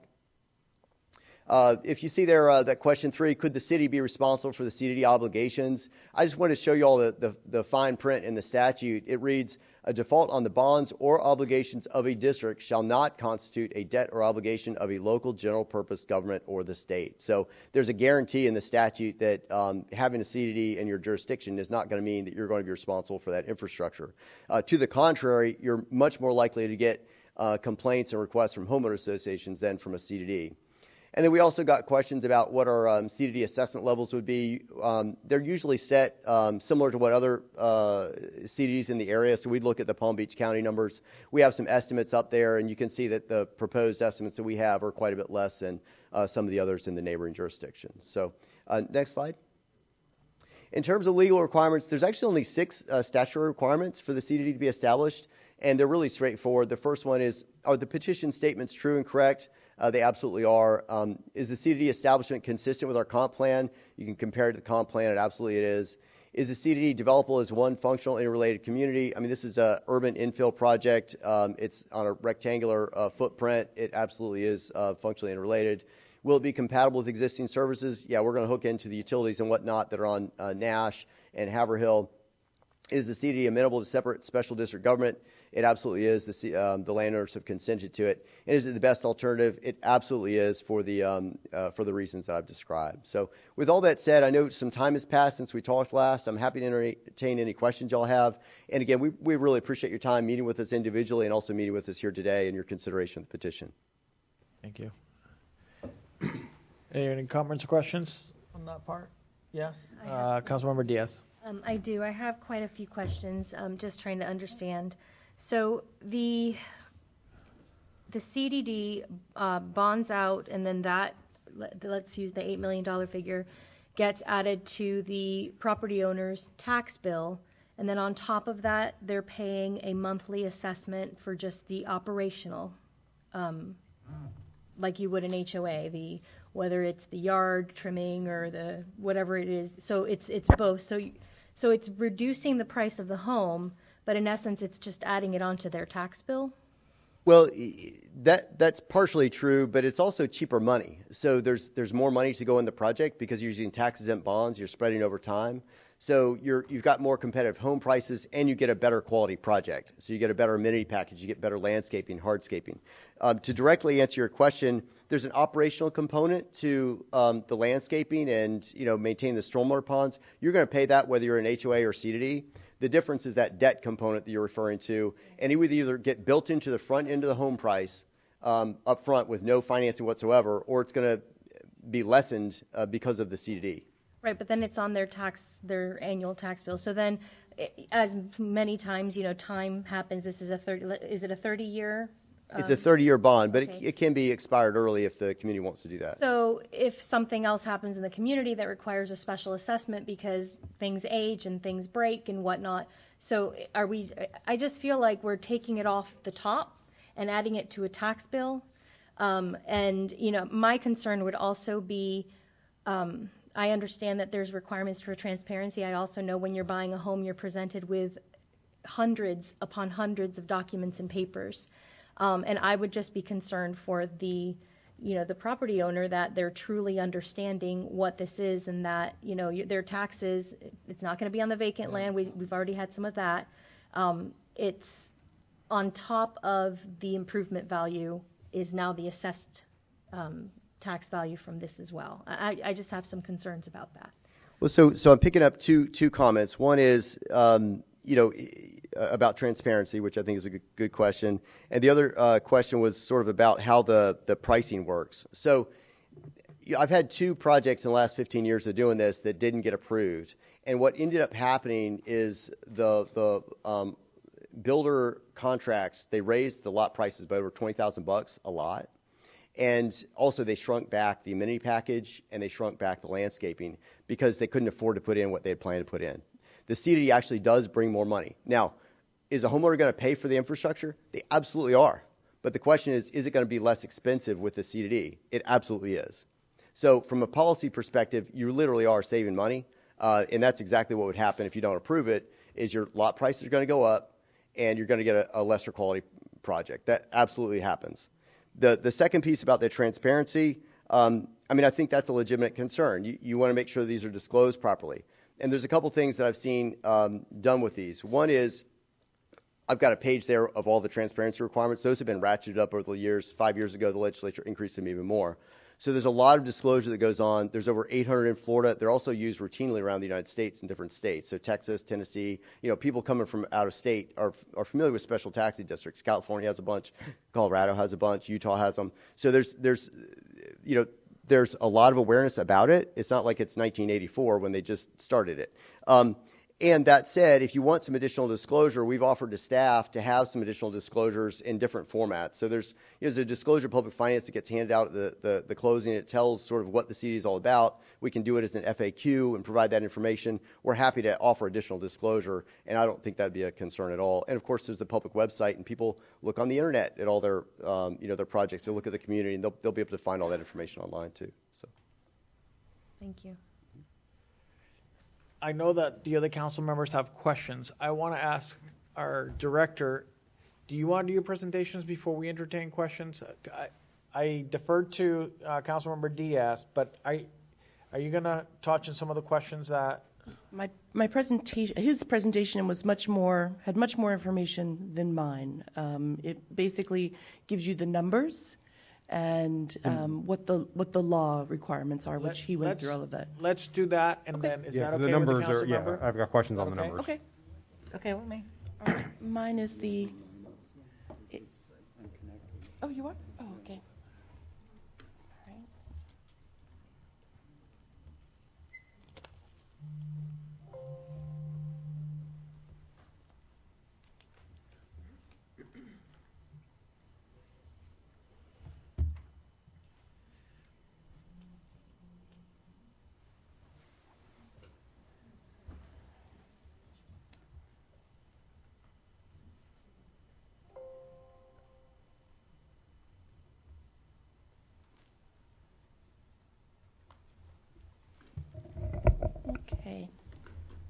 So before you tonight is the CDD request for Blossom Trail. And I'm sorry, just to give you a little bit of the project's history, the project itself is a parcel, multiple parcels of land that we brought into the city via referendum. Your council adopted ordinance 2020-03. The referendum was voted on August 18th. It passed by 75%. And then on January 3rd of 2022, you approved a project with townhomes and zero lot line homes. The land use was changed. There was a rezoning, special exception for the planned unit development, and the zero lot lines were all approved. It's currently in process. We have applications submitted for plat and for permitting. They are currently requesting approval for the CDD. So the Community Development District, the authority for the CDD was established by Florida's Uniform Community Development District Act of 1980. The community development districts are a local special purpose government framework authorized by Chapter 190 and is alternative for managing and financing infrastructure required to support development of a community. The Florida state has over 600 CDDs. The applicant has said 800 plus. My number is probably old. And the city of Green Acres has not previously approved a CDD in our city, so this is the first one coming before you within the city of Green Acres. The specific services the applicant is proposing to be addressed through the CDD include wastewater collection system, the water distribution system, and those wastewater and water distribution systems will not be turned over to the city. They will actually be Palm Beach County water utilities because they do the water and wastewater for our area. Surface water management, drainage systems, off-site improvements, and professional services. The bond terms will be set at bond pricing, and the assessment allocation will be set forth in the assessment methodology adopted by the CDD Board of Supervisors. The applicant has provided us with a good faith assessment and bond assumption. These are the preliminary estimates subject to change and amendment as they cannot be established until the board is and they go out to do the improvements. But they have given us some estimated cost for these improvements, and they estimate a total of $8.2 million that they're going to bond for the project. There are a multitude of things that they can do under this, and they have chosen specifically these items, whether they are also required to do some off-site improvements to roadways adjacent to their project, which are included in that you saw in the map, the water and wastewater systems, the drainage, and then the roadways. Part of the CDD is they do provide a board of supervisors. It will be provided by 4-star initially. The board members are actually named in the ordinance that is put before you tonight. And then as they get over, I believe it's 250 plus residents, those can start turning over with elections, and residents can actually become a part of that board. Is that true? I'll address the election thing in just a minute if you like. Okay. And then you also are required to have disclosures. So disclosures are some of the issues that comes up over and over again where you hear people say, well, I didn't know this. But it is a part of the requirement that it gets disclosed. I've seen conditions added where these signs have to be put up at the sales center, or you have turnover. I think the disclosure is kind of the issue that a lot of cities hear about afterwards, because people don't pay attention sometimes when they're signing all of those documents when they close on a house, even though it is their responsibility to do so. There are statute requirements for the disclosures, and those disclosures will be written and put into these documents as well as posted for people to see. City Council is required to approve the CDD through the adoption of the ordinance 2022-22 before you tonight. They need your approval to do this within your jurisdiction before they can move forward with. Otherwise, they would develop as a PUD and have either HOA, POA, and they would be responsible for the improvements, as the applicant has told you. So that is the extent of my presentation this evening. And so it is essentially a policy decision. This will be the first one in Green Acres. And I have experience with these in other cities that I've worked in. And they have approved them both for small projects and also much larger projects. I think the applicant brought up Avenir, which is a very large project, which did approve a CDD, but I've had experience with even smaller projects of, 200 plus homes as well, approving a CDD. Thank you. All right, I'll open up for questions and comments from the council. Councilmember Noble, I'm going to go to Deputy Mayor Tharp and then Councilmember Bousquet. My first question is, you need the approval of the council. What type of approval? Simple majority? The ordinance, you would have to approve the ordinance. Which so it would be requires- a majority of the council. Fine. Can I make comments about the presentation? Yeah, this is your time, Councilmember Noble. All right. The first thing that I have this feeling, from my background, that there's obviously $8 million worth of cost that they're going to spread over 30 years. If you just spread it over the cost of each house right now, you will eliminate 30 years of bureaucracy. And with that comes unknown increased costs. I mean, if there's interest costs, that can go up. If there's inflation, that can go up. There's manpower required to run these committees. It's quite an event that has to go on to the shoulders of the homeowners for 30 years. And so my question is, why not just add the $8 million to each house? Obviously, the price is higher, and then we don't have to be the first CDD in Green Acres.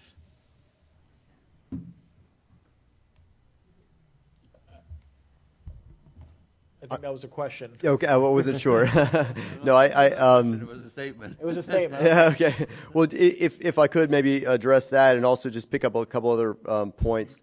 From an election standpoint, CDDs do turn over to resident control earlier than an HOA.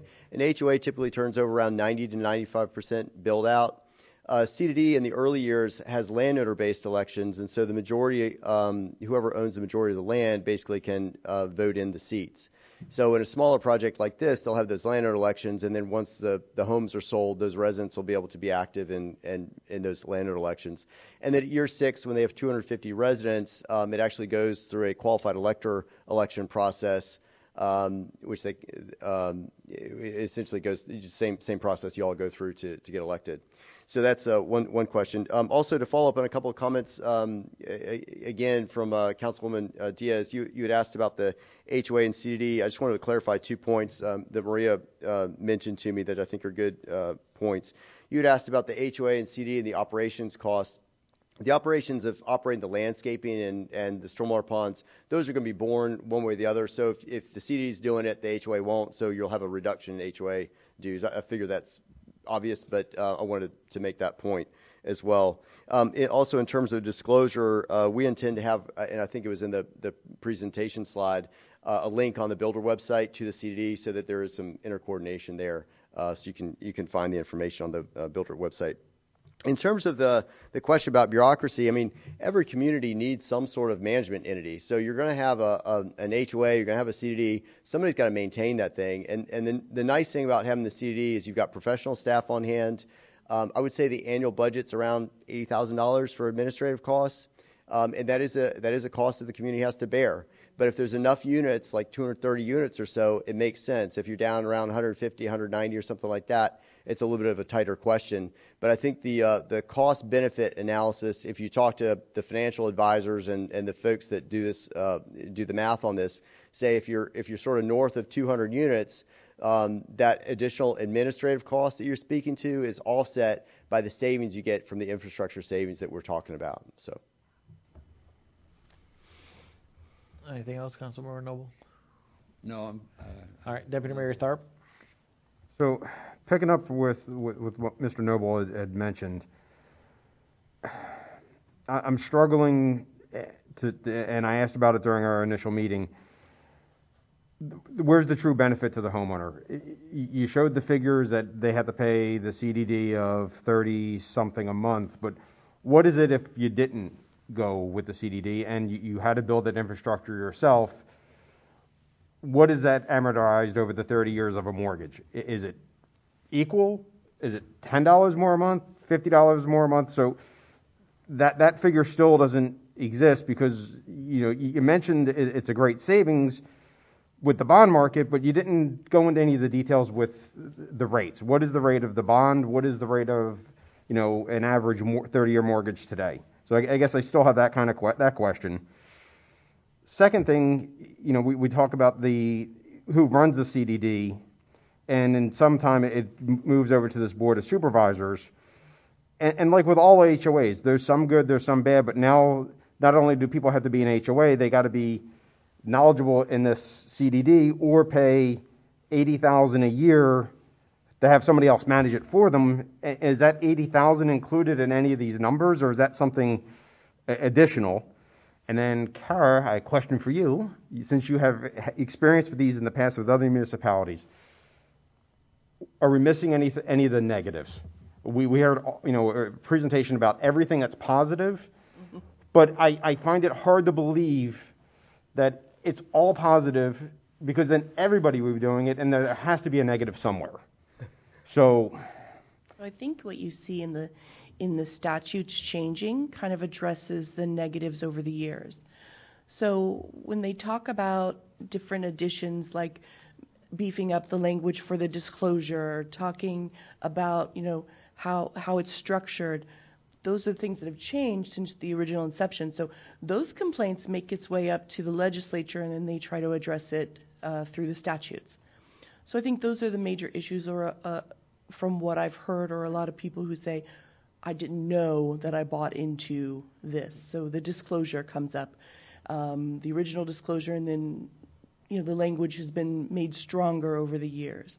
So those are the things that why they change. Okay. And one point I forgot to make is we talked about the notification to the first owner, but there's nothing that was presented about the second owner. And yes, homeowners should be doing their due diligence, but buying a home is an emotional experience, and you're inundated with paperwork. I mean, I remember my closing; it had to be 250 pages on 11 by 17 papers. It was insane. Right. So what is the second owner? What is the third owner? They do have the benefit of actually having a tax roll to look at. So when you go to buy a home, a majority of people will look up the taxes on that home, and you will see it listed on there at that point. So the first homeowner is not going to see that because it's not going to be in existence yet. But the second, third, fourth homeowner, they're going to be able to look up the tax roll for that particular home, and they're going to be able to see. And they're going to know that, well, I'm buying it for more than they did, so my assessment's going to change. So I know, it'll change, but these are the things I'm going to be paying as well. Because you do that when you buy a home, you look to see what is the cost going to be to me. So that would be a way that they would know. So it wouldn't be exactly telling you what it is, but you would know what you're opening yourself up to when you purchase the home. Is there any questions that you want addressed? I'd love to hear some answers. Yes. No, be happy to. So I jotted down 3 notes. One, you raised the question about is the $80,000 in the administrative portion of the O&M cost, and I believe that the numbers are that Maria ran for you. So that is included in those figures that you saw in the slides. You also asked about sort of the negatives of CDDs.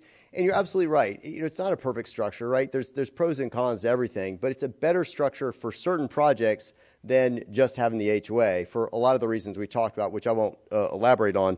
But one thing that I think is impressive to me is the homeowners have the ability to pay their bonds off and retire these things, right?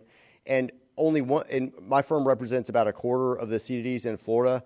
I've had one time when a community asked me to come down and dissolve it. And that was the instance that I spoke of earlier. They had 190 homes. It was a really small district. And I was surprised that they had established a district of 109 units. And that board changed their mind and kept the CDD in place because they like their CDD. And I do these presentations around the state, and people come up to me afterwards who are actually sitting on the CDD boards, and they like their CDD because they can do a lot more things than an HOA. It's just a better management structure. Is it perfect? It's not perfect, but it can do more than an HOA, and it's just a better structure financially and from a management perspective.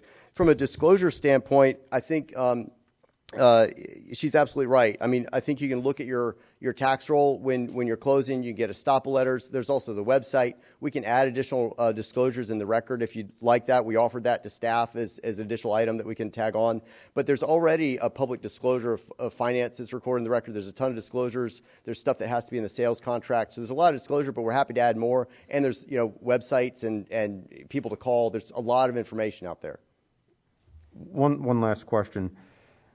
If we deny this, what happens to this project?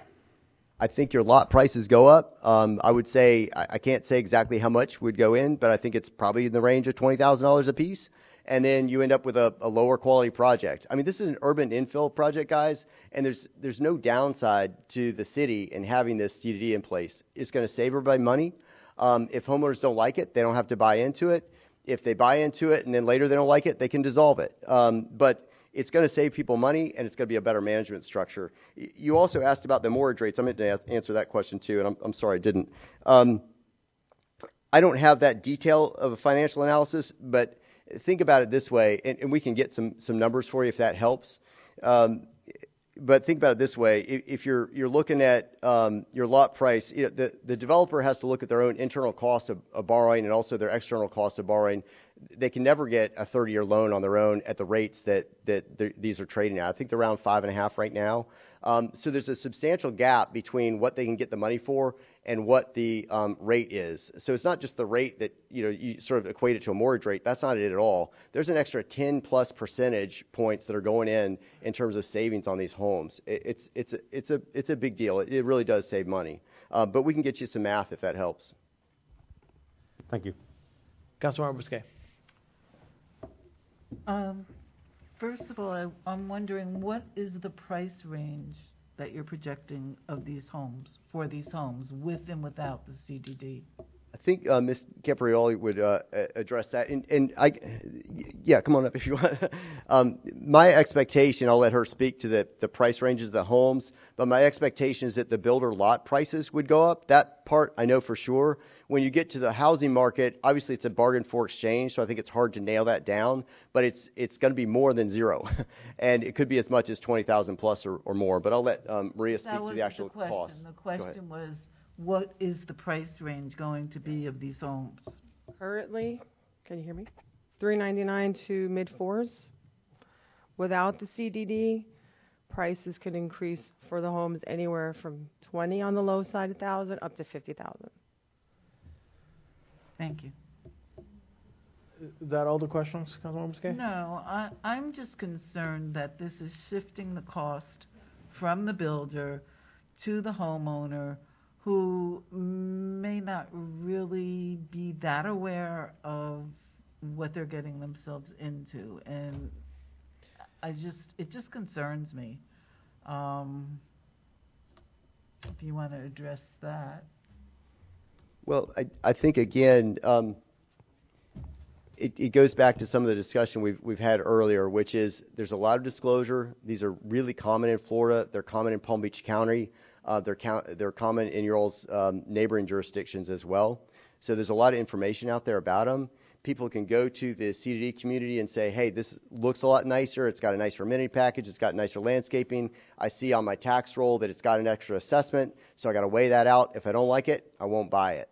I think your question really goes down to disclosure, and the legislature has ratcheted that up. There's a ton of disclosure, and we're offering to provide as much disclosure as you want. Sales signs in the sales centers, or CDD signs in the sales centers, whatever y'all feel like you need to meet that threshold. But we're obviously not trying to hide the ball. We're trying to sell homes and let people know about the CDD, and we're going to show this is a great community, and it's worth the assessment, which frankly they're going to pay anyway, either in the home price or through the CDD tax My bill. other difficulty is, in an HOA, it's often difficult to get people to run for the board of directors. Even harder to get people who are sophisticated in engineering and building and really can make those decisions. So those are just my concerns. It's really not a question. Thank you. If I may just address it briefly, if it's okay with y'all. You're going to need people on the HOA board or the CDD board, and I agree with you. It can be hard to get people. That's just a fact. I think the advantage of having the CDD is that the handoff is usually done cleaner. We reach out earlier. The turnover is earlier when the developers is still involved. You also have professional staff on hand. So there's professional management companies that are out there managing these CDDs throughout Florida, and they help guide the supervisors. But you have the same problem on the HOA side. The question is, if it falls apart, what's likely to happen? And I think at a CDD, you're in a much better position than an HOA because the HOA has less authority and less power to do anything about it. But the CDD is going to be building the infrastructure. It will. And residents are going to be on the board when that's happening? No, ma'am. The developer will actually be controlling that board while the infrastructure is being installed. Once it's installed, it'll transition to, as homes are sold, it'll transition to resident. Okay, thank you. Yes, ma'am. Councilor Diaz, did you have? I did. I had another question, and then I just had another kind of, I guess, comment. Is there any data as far as foreclosure rates, specifically tax foreclosure rates, and whether they are higher in a CDD versus your typical HOA? I would like to know that. I'm not aware of any data on it. My recollection of the Great Recession, which we all lived through, was you had CDD projects and HOA projects in default. The advantage of the CDD projects is they have that construction money on hand, or they have reserve money on hand, and so there's actually money there to do something about it. And I can't remember which county it was in. There was a same developer had owned a project that was CDD, and right across the road, they just had a regular HOA community. The HOA community, I think, had a mortgage debt on it, and the CDD had its CDD position. The CDD went through the foreclosure more quickly because they had bondholders on hand that were kind of looking after the project. They wanted to get their money back, and there was money in the project where they could keep I think they kept the amenity center open. They kept it, the landscaping watered. The bank sat on the one across the street for years. I'm talking about the individual homeowners. Like, Yeah. do we know if a CDD yields higher foreclosure rates with regards to persons not being able to pay their taxes? I'm just curious because I get it. It's over 30 years, but again, I feel like we're talking about 6 of one, half dozen of another, moving it from here to there. And my other sort of comment is, are we just moving the cheese? So we've had projects that have come forward and said, this is the price point we're looking at for this project. And then, yes, we understand there's, cost of goods have gone up drastically and whatnot, but we're seeing some projects that have then come into the market and the prices are significantly higher. So are we just taking this off the top of the price, putting it over here in a CDD, $8 million bonded, and then are we going to go back and say, well, it was going to be this, but just kidding, now we have to go a little higher because the cost of goods are more? Well, on the latter question about the infrastructure costs are going up.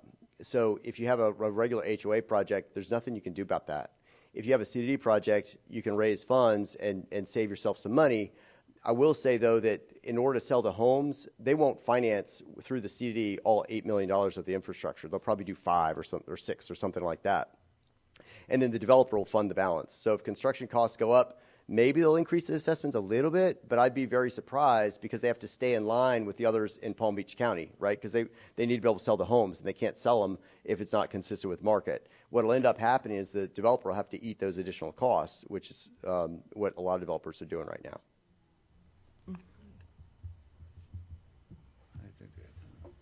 All right, I guess it's my turn.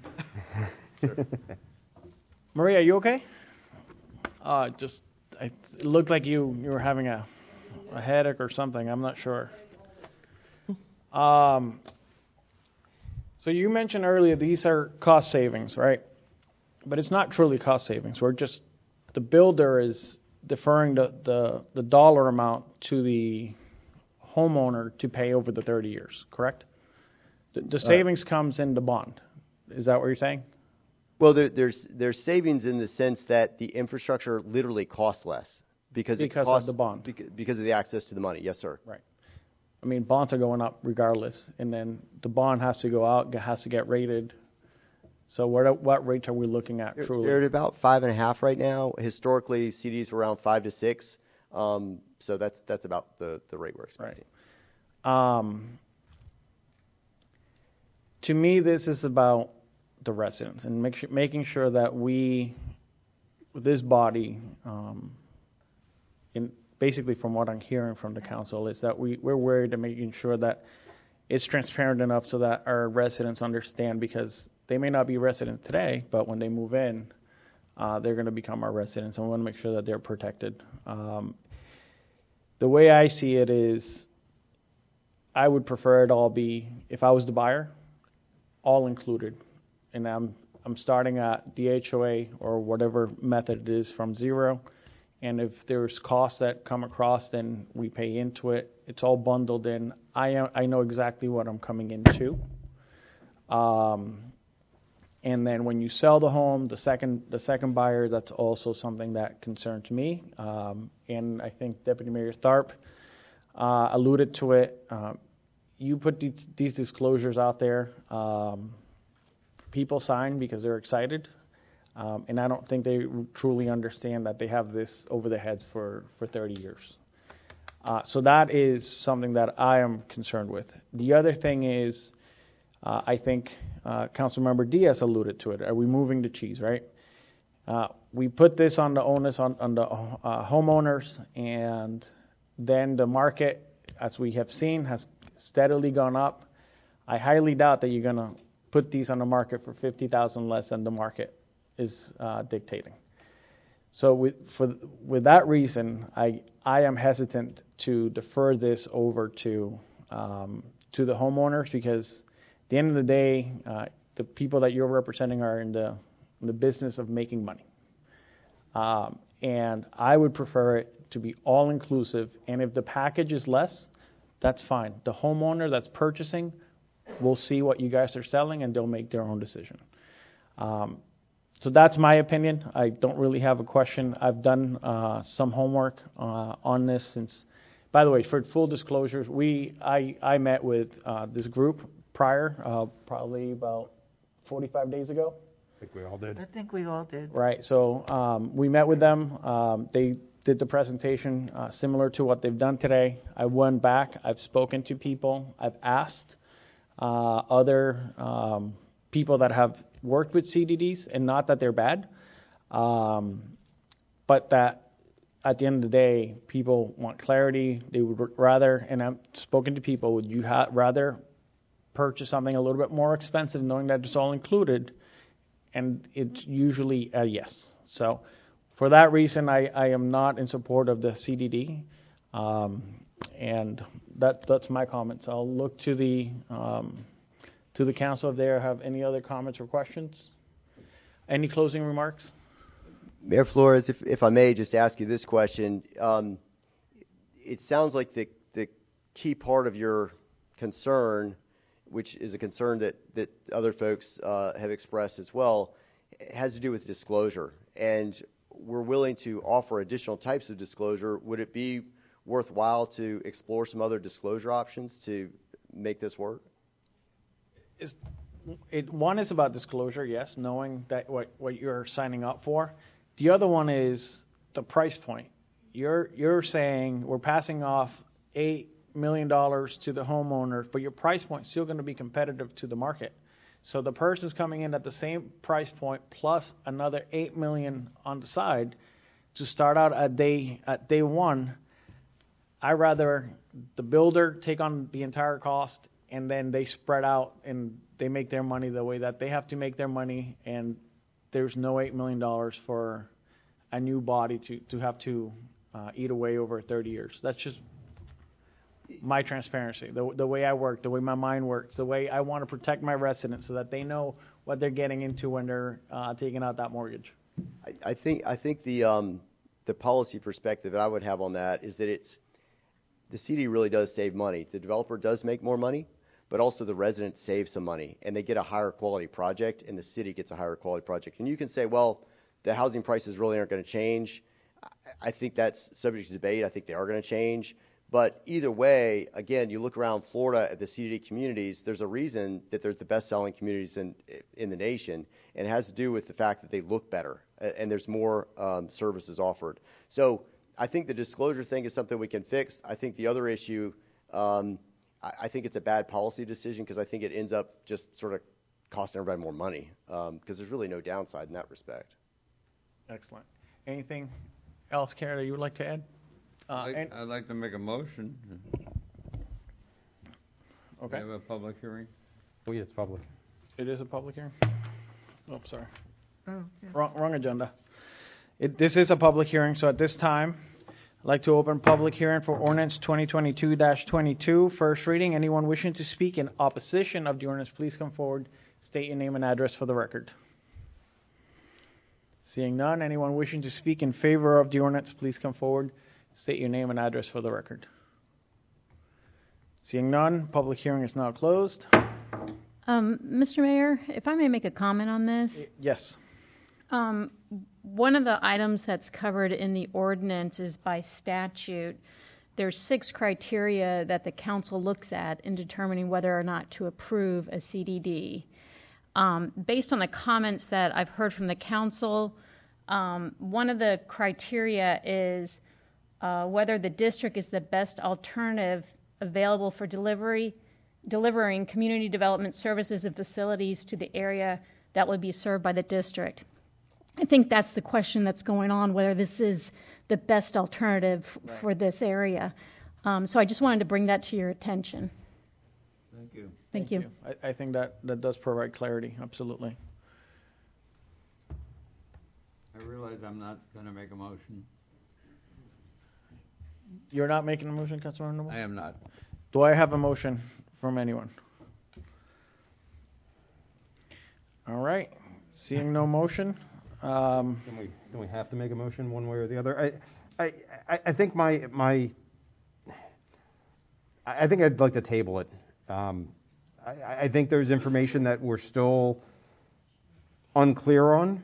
I think there's numbers that, you know, I'm a black and white type of person. I need to see it in writing. I need to know by doing this, we're going to provide a better product and we're going to save the homeowner X amount of dollars. And without knowing that, I can't.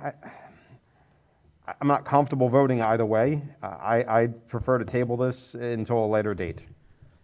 Mayor, if I can. Yeah, City Manager McHugh. I think the only question regarding tabling is asking whether or not, based on their timeline, if really tabling is something that would be available to us just based on their timeline. It may not be something that they can wait to do something like that. So I think that that's a question for them. Can I make a substitute motion?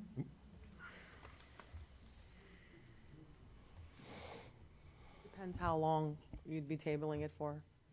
Until we can get more, until you guys can provide more very specific data with regards to, I think the questions that have been asked with regards to what is the financial impact on a potential home buyer? What is the foreclosure rate that I think Councilmember Diaz asked for? And I think it would be up to you on how quickly you think you can get us that information. Well, if we have all of the specific questions, we can get it back to you within a couple of weeks, probably. Does that negatively impact your time frame? Not a couple of weeks, but from that point, then I guess we'd have to have this again, right? We'd have to meet here again. And that takes how long? Another month or two, possibly? I like to With the city attorney's permission, perhaps we could continue it on the record to a date certain. Well, I want to make a substitute motion, so isn't that Hold jumping? on. Yeah. There's just a question that's being asked. Could we do a date certain? Yes, you could continue the public hearing to a date certain. Your next meeting is August 1st, so you could continue it to that. Okay, so that option is available. I have substitute motion by Councilmember Bousquet. You want to make that substitute motion? Although there is not a motion on the floor. So this. She'll make the motion. Oh, I thought the motion was to table it. I don't think it was I a didn't motion. make. I don't think I made the official. There was no second. I'd like to make a motion to deny this. I don't think it's the best way to deliver services to our community. For that reason, I vote no. Okay. Well, I can make a motion, you can second it, and then we can vote no. How's that? Well, there's a motion on the floor. Do I have a second? What was the motion? That to deny the ordinance. That's a motion to deny the ordinance. That's what I the don't motion think is. I second that motion. Thank you. All right, I have a motion on the floor by Councilmember Bousquet, second by Councilmember Noble. Are there any other comments or questions at this time from the council? I'd prefer that we move it to a date certain. So I would vote against the denial, but as opposed to moving it to a date certain. Okay. I don't know how that translates. Hold on, is that a substitute motion, or is that just a wish? No, I'll make a substitute motion to move this to a date certain of August 1st, 2022. Is there a second? No second. There is no second. So we go back to the original motion made by Councilmember Bousquet to deny the ordinance. Second by Councilmember Noble. All in favor? Aye. Aye. All opposed? Opposed. All right. That passes 3-1. Let the record reflect that Deputy Mayor Tharp rescinded or voted against. All right. Moving on to discussion item. Campaign-free zones. Councilmember Paula Bousquet. Hi, I'll make it short and sweet. I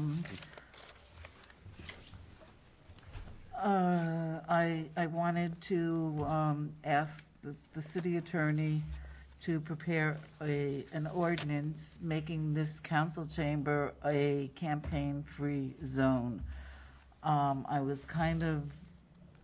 wanted this a long time ago, and our last meeting, a candidate for judge was here, and I just don't think it's fair to have one person come up and speak randomly. I want to keep politics out of this chamber, so therefore, did everybody get a copy of this ordinance resolution? It's in the backup materials, I believe. So there's a resolution here to make the council chambers campaign-free. And I hope everybody feels the way I felt about it. I do have a question for you. And it came up before. Can we prohibit people from wearing campaign shirts? I believe that is addressed. Did I miss it? Let's see. If you look at the campaign-free zone in Section 2 of the proposed resolution, it does say the wearing, carrying, or displaying of political campaign materials and/or political campaign attire. So it would prohibit basically someone comes in with a big pen or they're wearing a T-shirt that says elect. Thank you. I don't know how I missed that. It's right in the body of it. So can I get it? Do I ask for a vote or a consensus? I think we should open it up for discussion because this is discussion item. So we'll open it up for discussion. Councilmember Noble. You have to define what campaign comments are campaign comments, because as I recall, right after the election, we had several people come up here and make sarcastic or implied comments, which were not necessary. So I'd like to see that covered as well. Well, okay. I was referring to people coming up and introducing themselves as a candidate for such and such an office. I don't know if that would be covered. They're not. It's not campaigning. They lost. So, and I'd like to interject. Is there any? So first of all, we have the freedom of speech, and I don't ever want to take that right away from anyone. So if anybody wants to come here and speak their mind for 3 minutes, unless they're out of order, or unless they're being combative or whatever the rule may be. I want to allow people the opportunity to speak. That's what we're here for. We're here to listen to our residents, whether we like it or whether we don't. So whether we like what they're saying, if it's about me, I have to sit here for 3 minutes and I'm going to take it, because that's their opportunity to sit here and tell me their opinion about the work that I'm doing for them. So that's my opinion about giving people the opportunity to speak during their 3 minutes. About wearing campaign stuff in the chambers or at the city or anything like that, I agree. That probably shouldn't be the proper place to campaign. But if somebody has an opinion and they want to share it with us, they should be allowed to. I agree, but not, I'm running for office, vote for me. That's what this is about. It's not about saying, Paula Bousquet, I hate you, or I hate your vote on the CDD, and you're a terrible person. They should be able to say that if they want to. So they shouldn't introduce themselves as they're a candidate. No, especially if they don't live in this. You're talking about residents. These people don't live in the city often. But does that... Councilmember, I guess that my question was, let's say there's two people running for office. One is a resident and one is not a resident of Green Acres. How do you stifle one and not the other at that point? I mean, I think you can't... Neither one of them should speak if they're campaigning for office. That's my point. And then I'm out of order, so... I don't think you're out of order, Councilmember Bousquet. Oh, then I think on. this is a discussion. I think we should discuss it. Okay. So I'll hand that over to you. Anything else? In regards to what the Deputy Mayor said, I'm sorry. I just think that we should keep campaigning out of the council chambers. That's all. So let me ask, point of clarity, I guess. If they came in here and they introduced themselves, as long as they said that they're not running for something, that's okay? Yeah. How do we distinguish, and I'm going to refer to our attorney here, how do we make rules about public comments? Well, you do have a policy in place, and as referenced in the materials from Glenn, is that their public comment supposed to be on an agenda item or a policy issue. And if they have an operational issue, they're supposed to go directly to, I believe, your city manager and talk with her about that. So you've already sort of limited your That's on the first public comments on agenda items, and then on the second one is on non-agenda items. Right, but I believe your actual council policy on the issue is specific as to policy issues, because as a policy board, that would make sense. You want to hear from the residents about policy considerations. But you do make a good point. What you often see during campaign season for, say, a higher office or a different office is that someone from, some elected office will come and speak with you on an issue, and they won't say, oh, by the way, I'm running, vote for me, in November. They will say, hey, here's an update on what's going on, the state legislature, here's what's going on at the school board, or what have you. And they often do that because it's an opportunity to discuss with you and share their knowledge, but it's also an opportunity to put that face with that name and vote for them. So they don't call it a campaign speech. Under this policy, that would be allowed. They would be allowed to do that, to come in and speak to you that way. You could call them out, because under your public comment policy, if it's not related to an agenda item or not related to a policy of the city, you could call them out. Whether or not you enforce that's a different story. It's also that sometimes people get really close to that line of public decorum and breaching it, and that's a hard role to play, So your point is, and I think it's a good point, that this is a hard area to enforce and police. There's going to be obvious examples of where someone violates it should you adopt this policy, where they show up in a big T-shirt that says, please elect me for whatever. There's going to be other times when they show up to discuss something, and really it's another method of campaigning without saying I'm campaigning. So that is the gray area, and just like any policy that you adopt, there are certainly going to be times where there's gray areas. Whether that outweighs what you deal with during campaign season to make you want to adopt this policy is certainly your policy decision. During our elected officials come in to update us, and they announce themselves ahead of time, and they're going to tell us what's going on in Tallahassee or in the county.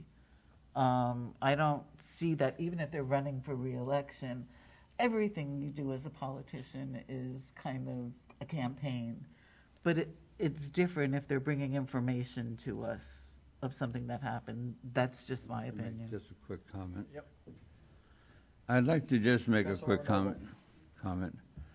I think it's important when they come and introduce themselves and tell you the position they're running. And I don't think that that's a campaign speech. If they say, I am running for Senate or whatever, and doesn't go into the campaign, I think that's adequate. That educates us who they are. We haven't heard from Councilmember Diaz. I'd like to get her take. Councilmember Diaz? So, yes, thank you very much, Mayor. Our city clerk, and I think we have to maybe differentiate, because as someone who just recently ran here locally, our city clerk did an amazing job giving me a binder with beautiful tabs, and everything in there is so perfectly delineated. And perhaps I overread it or misinterpreted, but I was under the impression, which, I'm a rule follower, that there was zero campaigning here at City Hall, meaning not in chambers, not wearing shirts, not wearing a logo, none of that, nothing on the cars. So I thought this was already sort of in place, at least here for those that were running for office locally.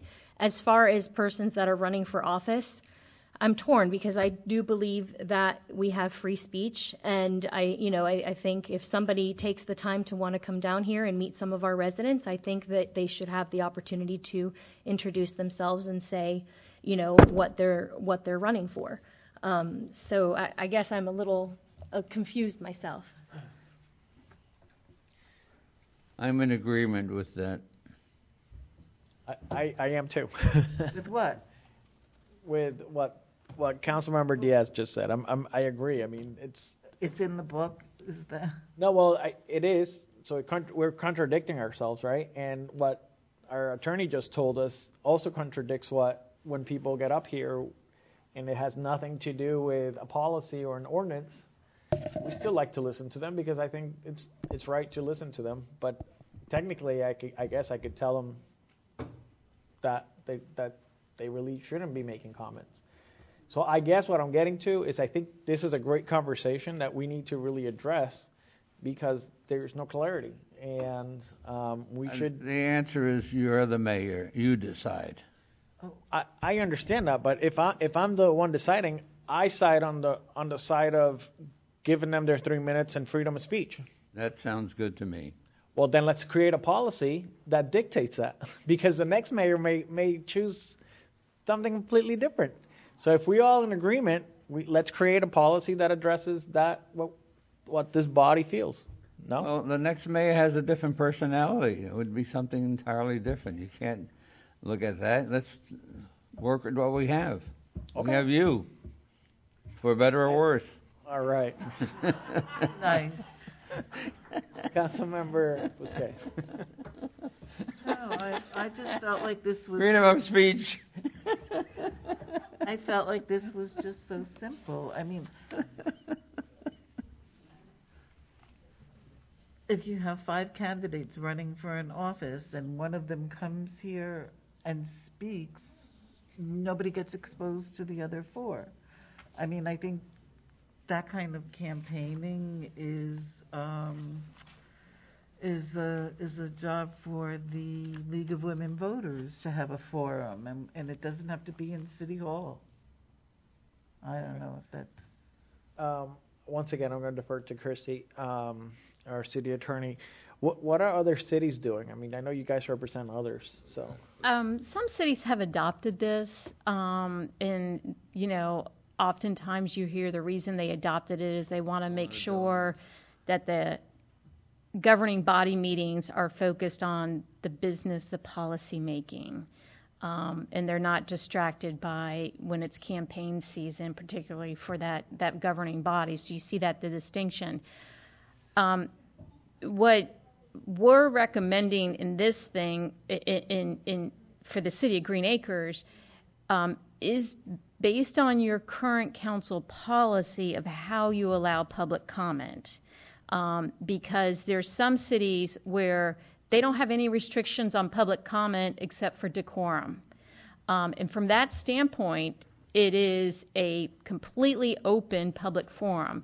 Technically, you guys have a limited public forum from a constitutional analysis, and that really lends itself to this kind of policy decision, because what you're saying is we've already limited what we want people to come in here and say because we want to stick to the business of making policies and understanding what our residents have to say about each item on the agenda when we make policy.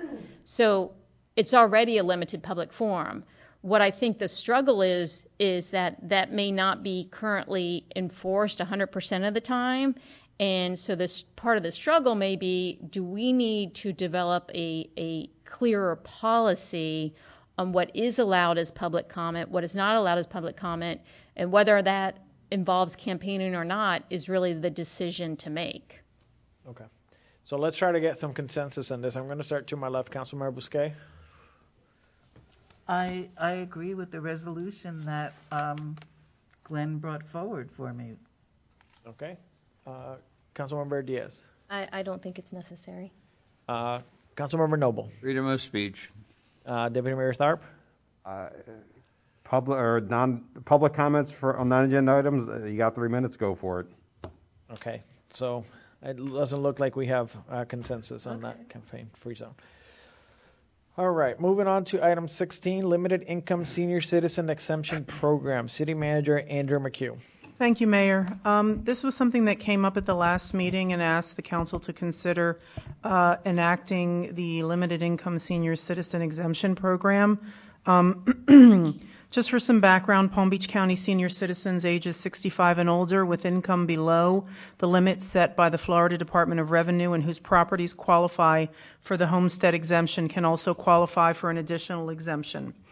The additional benefit for qualified seniors applies only to taxes levied by municipal entities that have approved the additional exemption. Staff was directed to research the program to discuss with the mayor and the council. The income limit for the 2022 exemption is $32,561.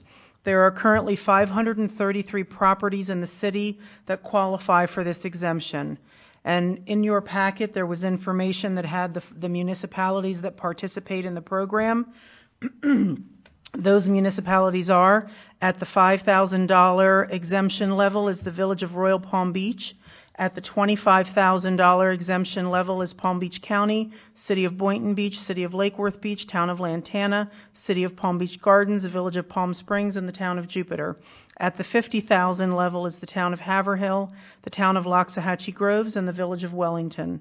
So if the city did decide to look at one of the three exemptions, the financial impact for the city based on a $5,000 exemption is $17,056.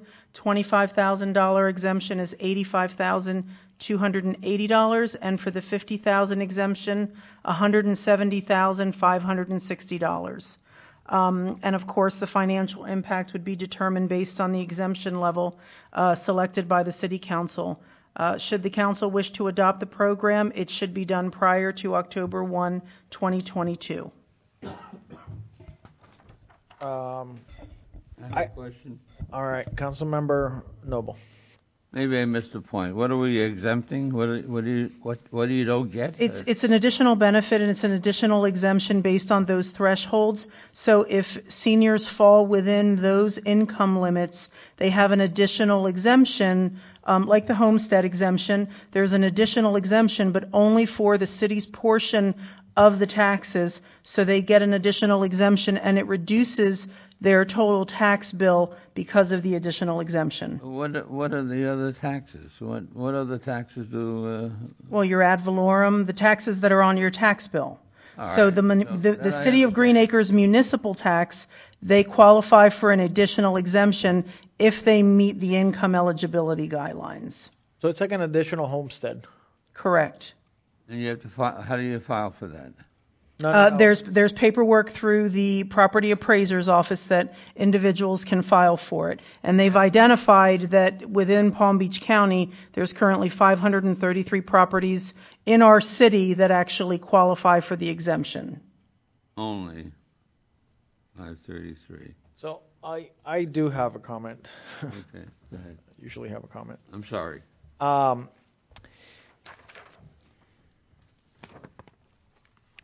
I am in favor of doing the 5,000. I believe you said the 5,000 exemption signified what, 17,000 in the city? Correct. Yes, the impact would be $17,056. I am in favor of doing that $5,000, and the reason being is because anything more than that, the rest of the taxpayers are the ones end up, paying the bill. So I do want to give some assistance, but I also don't want to create a burden on the rest of the residents. So I think that threshold for me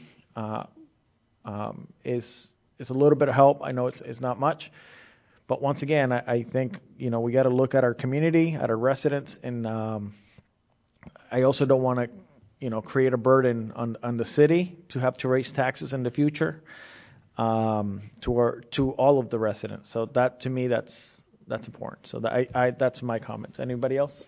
I have a comment. Councilmember Noble.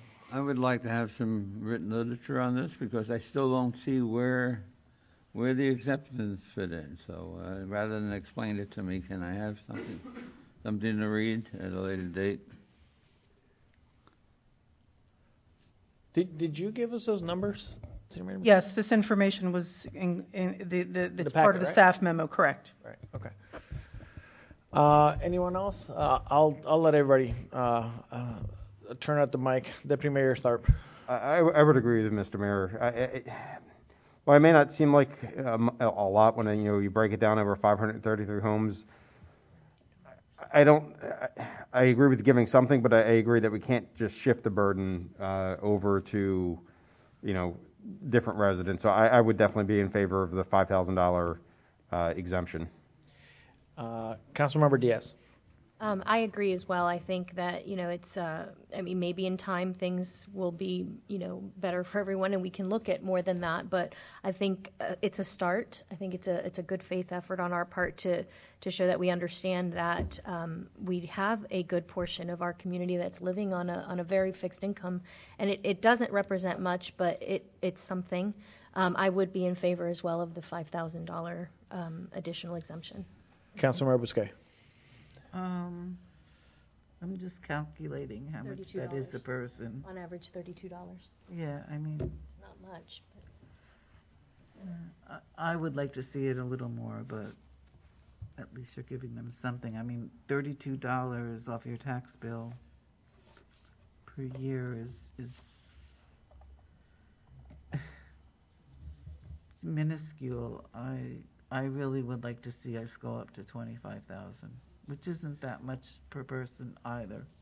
Right, but so it's 5 times as much. It's City Manager McHugh, what would be the impact on the city on 25,000? The $25,000 exemption, the impact to the city would be $85,280.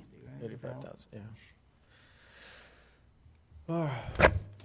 All right, so I'm looking for consensus. Yes to move forward with creating the program. We are not approving it today, so we're just giving our city manager direction. So I just need a yes or a no, yes, and we can set the amount at a later time. Councilmember Bousquet? Yes. Councilmember Diaz? Yes. Councilmember Noble? Yes. And Deputy Mayor Tharp? Yes. All right. Thank you. Moving on to our hurricane shutter code requirements. We have today Fire Rescue Chief Brian Fuller presenting. Chief?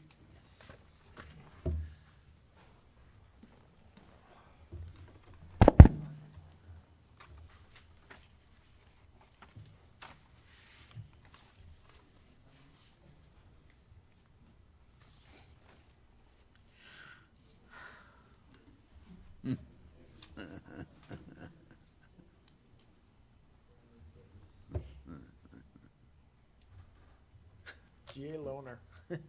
Make sure you give that back.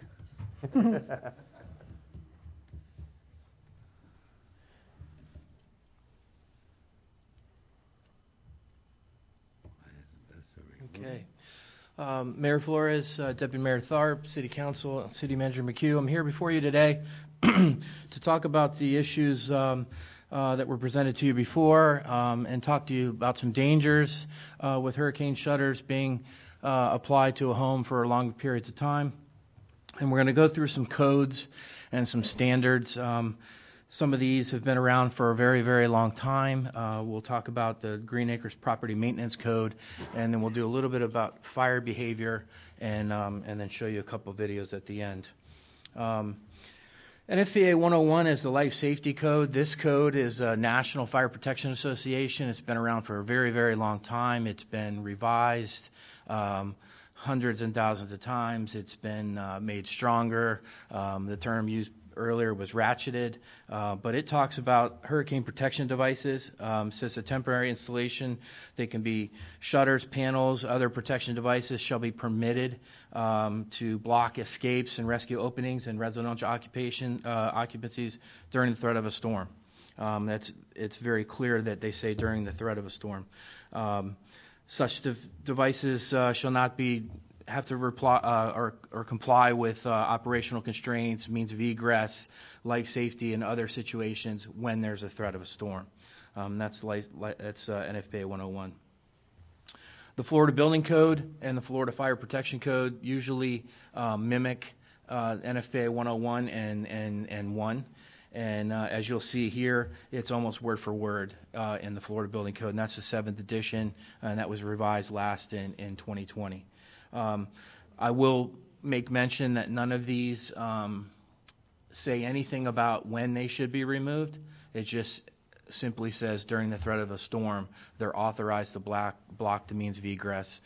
Basically, they're authorized to be unsafe, those areas. Again, the Florida Fire Prevention Code, I'm going to go through a couple of these. They mimic NFPA 1, which is talking about a reasonable level of life safety, property protection from hazards created by fire, explosion, and dangerous conditions.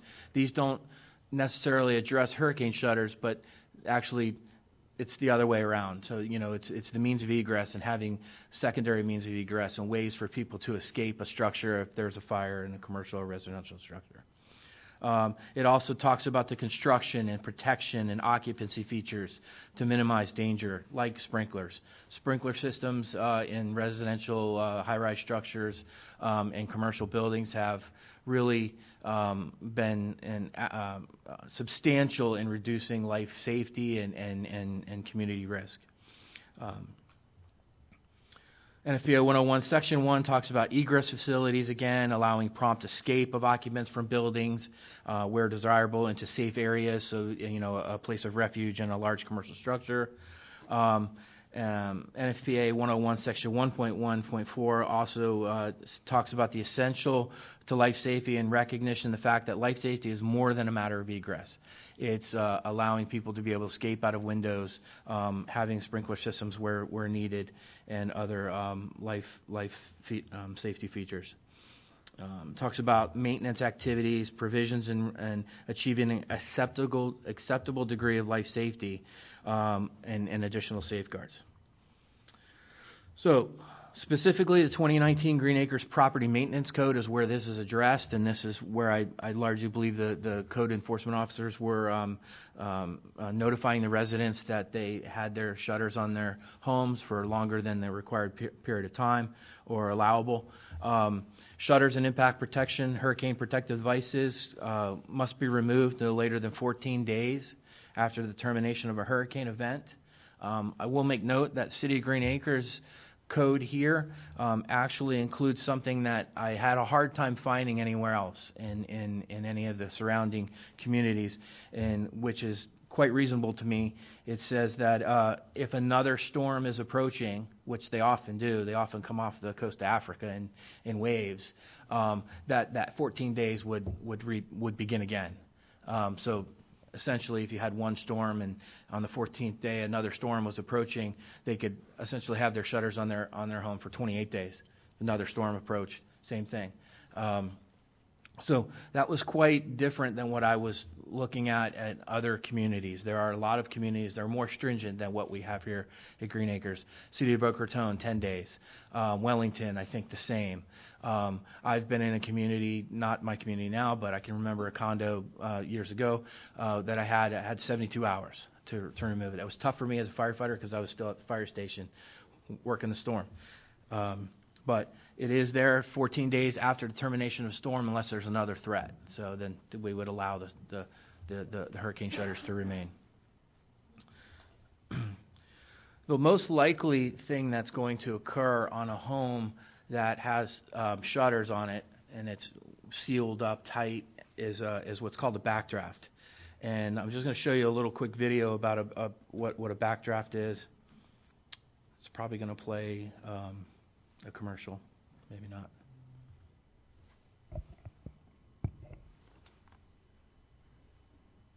Okay.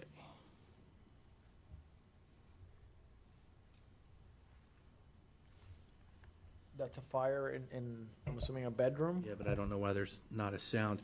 That's correct. So you can see that the house is boarded up, the door's boarded up, the fire has started on the couch, and then it does not have enough oxygen to get going, to really ramp up and begin to get the rest of the room and contents, and the heat sort of dissipates. The smoke is is ramping down from the ceiling.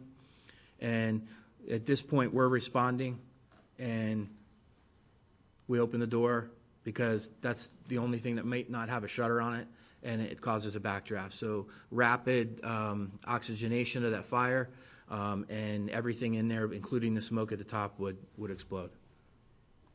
What would be the impact on if this is happening on a second, third floor, there's people above, people down below? Well, that's interesting you bring that up because one of the things we're also concerned about with the shutters is the surrounding persons, who haven't left for the season. Many of these homes that we're talking about, Pine Ridge, other communities here, they're not only they're not single family. They're connected to someone, especially in Pine Ridge. There's 2. Sometimes there's 4. There's 6. There's 8. There's one above.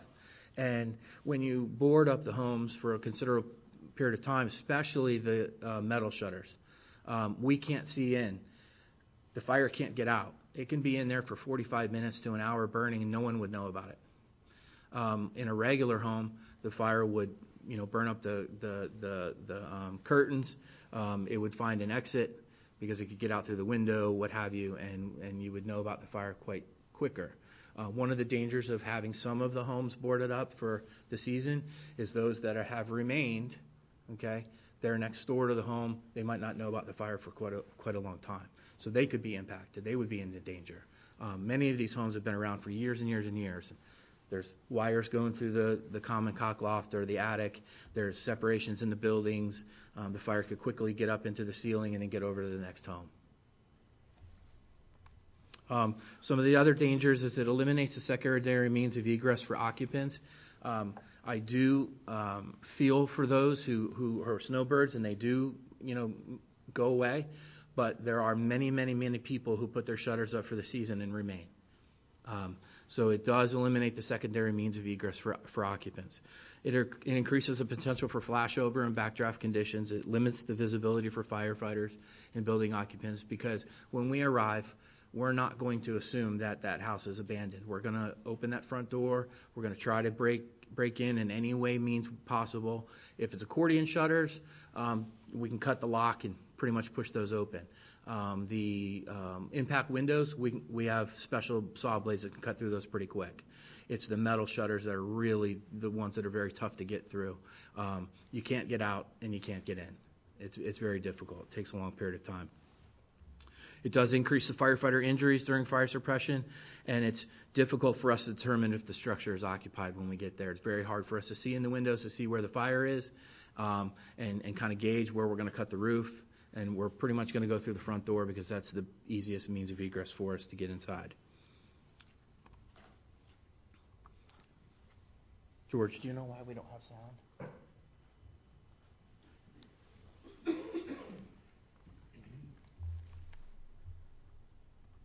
we have sound? This is important to hear it on this one.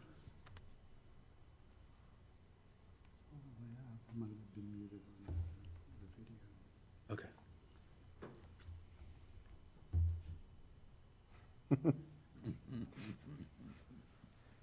That was funny.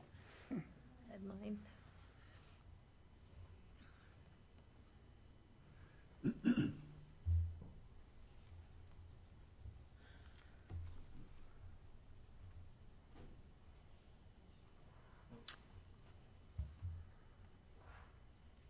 Yeah, it's playing an ad.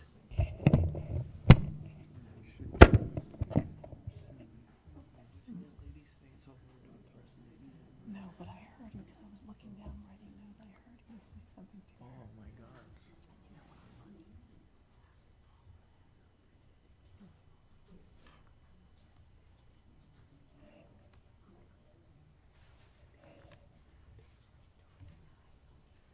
Exactly. I was thinking the same thing. So damn it. She's like, Oh, really? Oh, okay. That's amazing. So, Mr. Mayor, I'm just going to continue with that, and we'll try to see if we can fix this audio here. But, someone had made mention that maybe they could leave one of the windows undone. That's a great idea, but it's very difficult for any of us to know when that fire is going to start and what room that's going to start in. So which one do you leave off? Right. Occupied versus unoccupied, like I said before, it's very difficult for us to know because a lot of people, they put their shutters up, to enjoy the darkness, and it's cheaper to, keep the home cool and stuff like that. There's securities with one window open, security issues. Law enforcement will actually argue that a boarded up home is a larger target for burglars. Mm-hmm. And if you were to leave one of the windows open, then that's the window they're probably going to choose. So I'm not sure that's the best idea.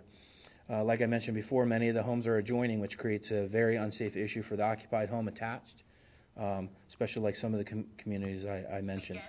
I think we. Okay. This weekend marks the end of the sales tax holiday for hurricane supplies, and for a lot of us, those supplies include plywood and shutters for our windows. But there's actually growing evidence those window coverings create a hazard of their own. Mike Holfeld shows us. No, I think it's buffering. It stopped at the same spot. I was just going to say, good job. Tried. It's like the video is just stopping right there. Facing eviction, at risk of foreclosure, know your rights. Visit Community Legal Services at clsmf.org. Apply online to request assistance at no cost.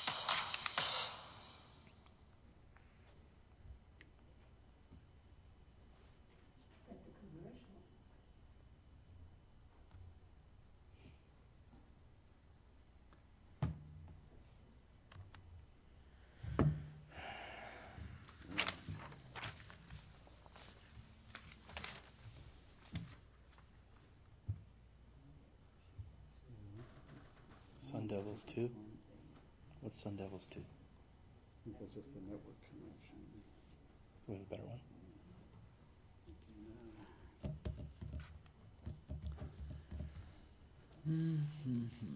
It's our firewall. We're very secure. Coming up. This weekend marks the end of the sales tax holiday for hurricane supplies, and for a lot of us, those supplies include plywood and shutters for our windows. But there's actually growing evidence those window coverings create a hazard of their own. Mike Holfeld shows us the problem and what's being done to try and keep you safe.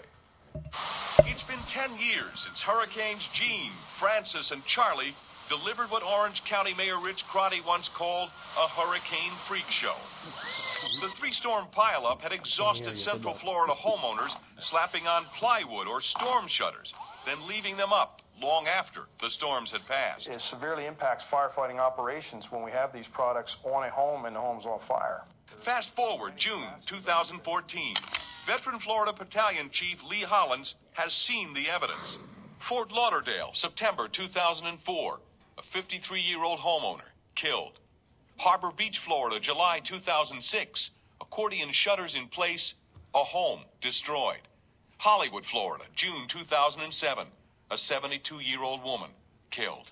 And then when you get inside to search for people, our firefighters are at risk now too, because they also now only have one way in and one way out on most of these homes. The other side, it's bolted. There's no way out. Winter Park attorney Glenn Williams has filed a petition on behalf of families of two of the victims. This is your typical corrugated metal shutter. He's asking the Consumer Product Safety Commission to mandate that all bolted hurricane shutters be equipped with a safety release on the inside. No exceptions. We want to prevent somebody else's mother, brother, father, sister from dying. This video, taken just a few weeks ago, shows homes along Manatee County. Look, as you can see, shutters are already in place for the season, each one presenting a potential fire safety obstacle. We roll up to a house fire with bolted on metal shutters, it's not going to happen. Hollins conducted safety tests to determine how quickly a firefighter could get through a window blocked with plywood.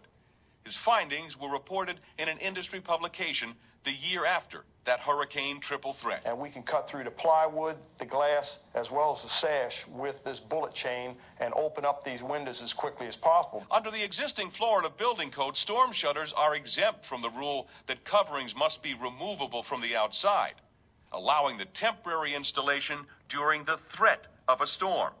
The threat of a storm. There's a reason why you're only allowed to put it up during the, quote, threat of a storm, end quote. That's because the product's dangerous if you leave it up for any longer than that. We wondered how long it would actually take a firefighter to get through one of those bolted shutters. Chief Hollins estimates 45 minutes for one window. The Consumer Protection Agency has not responded to the... 45 minutes is probably pretty long. I think we could get through them pretty quicker, much quicker. We have the Jaws of Life now that are battery operated. We can carry them and, use those to probably try to get through them. But, the bottom line is if you ask a fire chief and any fire chief, they're not going to recommend that you lessen those restrictions. And I couldn't either. I wouldn't ask you to do that because I wouldn't want to make a fire situation that's already extremely dangerous, more dangerous for the occupants or my firefighters. But I do feel for the residents. I've been there. I know where they're coming from and understand it. I think that 14-day window with the option to extend it 14 days with another storm coming, knowing the history of what happens, is pretty reasonable. And it comes down to enforcement. How often you're going to have them driving through the neighborhoods every day. I don't think that they're going to be doing that much. Thank you. If you have any questions, I'll open it up for comments or questions from the council. Deputy Mayor Tharp. Hey, thank you, Chief. I guess my question, I don't think anybody would ever want to put anybody in danger. And I guess the question is, let's say a single unit is boarded up, shuttered up, or whatever we want to call it, in a multi-family dwelling, like a townhome. How much of an increased risk is it for the occupants who are there, in your opinion, who didn't, vacate? It sounds like there's an increased likelihood that something could befell them. That would largely depend on the age of the home. How many openings how many times has Comcast or Xfinity or Dish gone through and drilled through your attic and new lights and installations. There is certainly an increased risk when that occurs. The fire is going to burn inside that home, and we are not going to know about it as quickly as we would if the shutters were not there. Then when we arrive and we go in the home to rescue any occupants that are in there, whether it be an abandoned home and there might be some homeless people living in there, we're going to go in anyway. And we're going to do what we're going to do anyway, whether they take the shutters off or not. It just does add an increased risk to us as well. All right, thank you. Councilmember Noble. Yes, you mentioned accordion shutters before, which I happen to have in my house, but What I'm thinking of is can specific according shutters be developed to meet this exception, and that you can clip them and open them? I mean, is that potentially a possibility if you had a type of shutter that you could actually open conveniently? You would be a multimillionaire if you could devise something of that nature where you could get in and out of both of them from both sides. I mentioned the accordion and the impact glass because they're easier to get through with our saws and things than the actual metal corrugated shutters are. Yes. They're the most difficult ones to get through, and they're the most common because they're the cheapest ones to put on. Yes. No other comments? I completely understand what our residents, where they're coming from. But as an elected official, I can't put the people that serve this community's life at risk over convenience. So because of that reason, based on the evidence that was just provided here, I can't support anything other than 14 days to make that adjustment at your home. I didn't realize that it was that severe. It makes perfect sense, right? When you open that door and that sort of explosion happens when you introduce oxygen. Their job is hard enough. I can't even imagine having to go into a home not knowing what's going to happen. So, and then on top of that, you don't know what's happening above and below. We have many townhomes, many condos here that have snowbirds, and they lock up their homes when they leave. And I guess that's part of the burden of owning a property, is making sure that you have to maintain it, and if that means putting the shutters up and down, it's an additional cost. I feel for individuals in that position, but I can't, and I can't put other people's life at risk for convenience. So those are my comments. I would just like to add that I'm not the type of person that screams the worst case scenarios are always going to happen. I have to assess risk in the community, have to advise you of that risk, and then we certainly can't afford to have a fire truck on every corner, although we would like one. I did entertain legal counsel. I asked Christy and the team to look into the cities that they represent and the policies that they have. Maybe we're missing something, but we did not find communities that had anything less than what we have.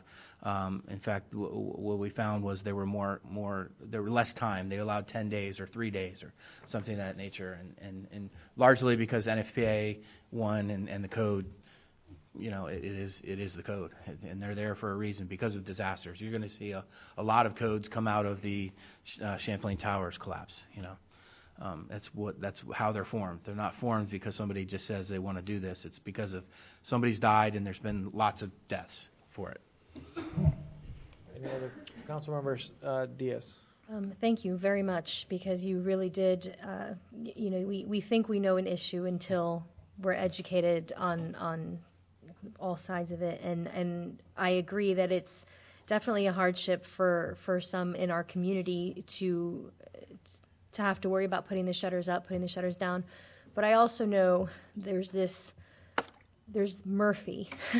And Murphy is a joker, and unfortunately things are going to happen when you least expect them or need them to happen.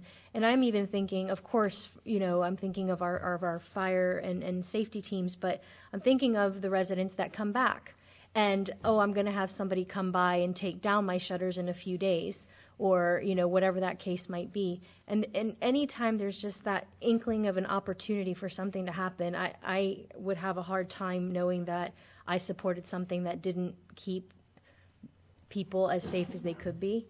My only other thing would be, maybe we can look at, I'm very much a person who's of service to my community, and I know many of us are, and hey, I've got a wing nut drill. If anybody needs help, I am happy to be the first to come out and do it. Maybe we need to look at ways that we find people in our own community and help our own community. Councilmember Busquets, anything you want to say?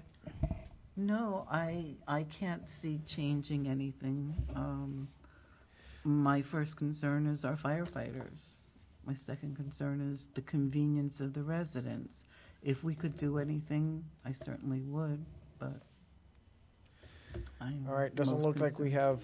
Mayor, if I can, before we finish, I think one of the things that came up during the public comment was the definition of occupied and what occupied is and what that means. And I think that from an occupied perspective, I think when you provide a certificate of occupancy, then in your mind, it's considered occupied. Whether someone chooses to stay or go, it's considered occupied. And I think that's what we use as the definition of occupied. So it's not really a matter of understanding that occupied means there's people there or they're not there, but once that certificate of occupancy is given, it's occupied. Whether they're there or not, we consider it to be occupied. Thank you. Interesting. All right, I think we have consensus on that. Thank you so much, Chief Fuller. All right, we are moving to comments from the public on non-agenda items. Anyone wishing to speak, please come forward, state your name and address for the record.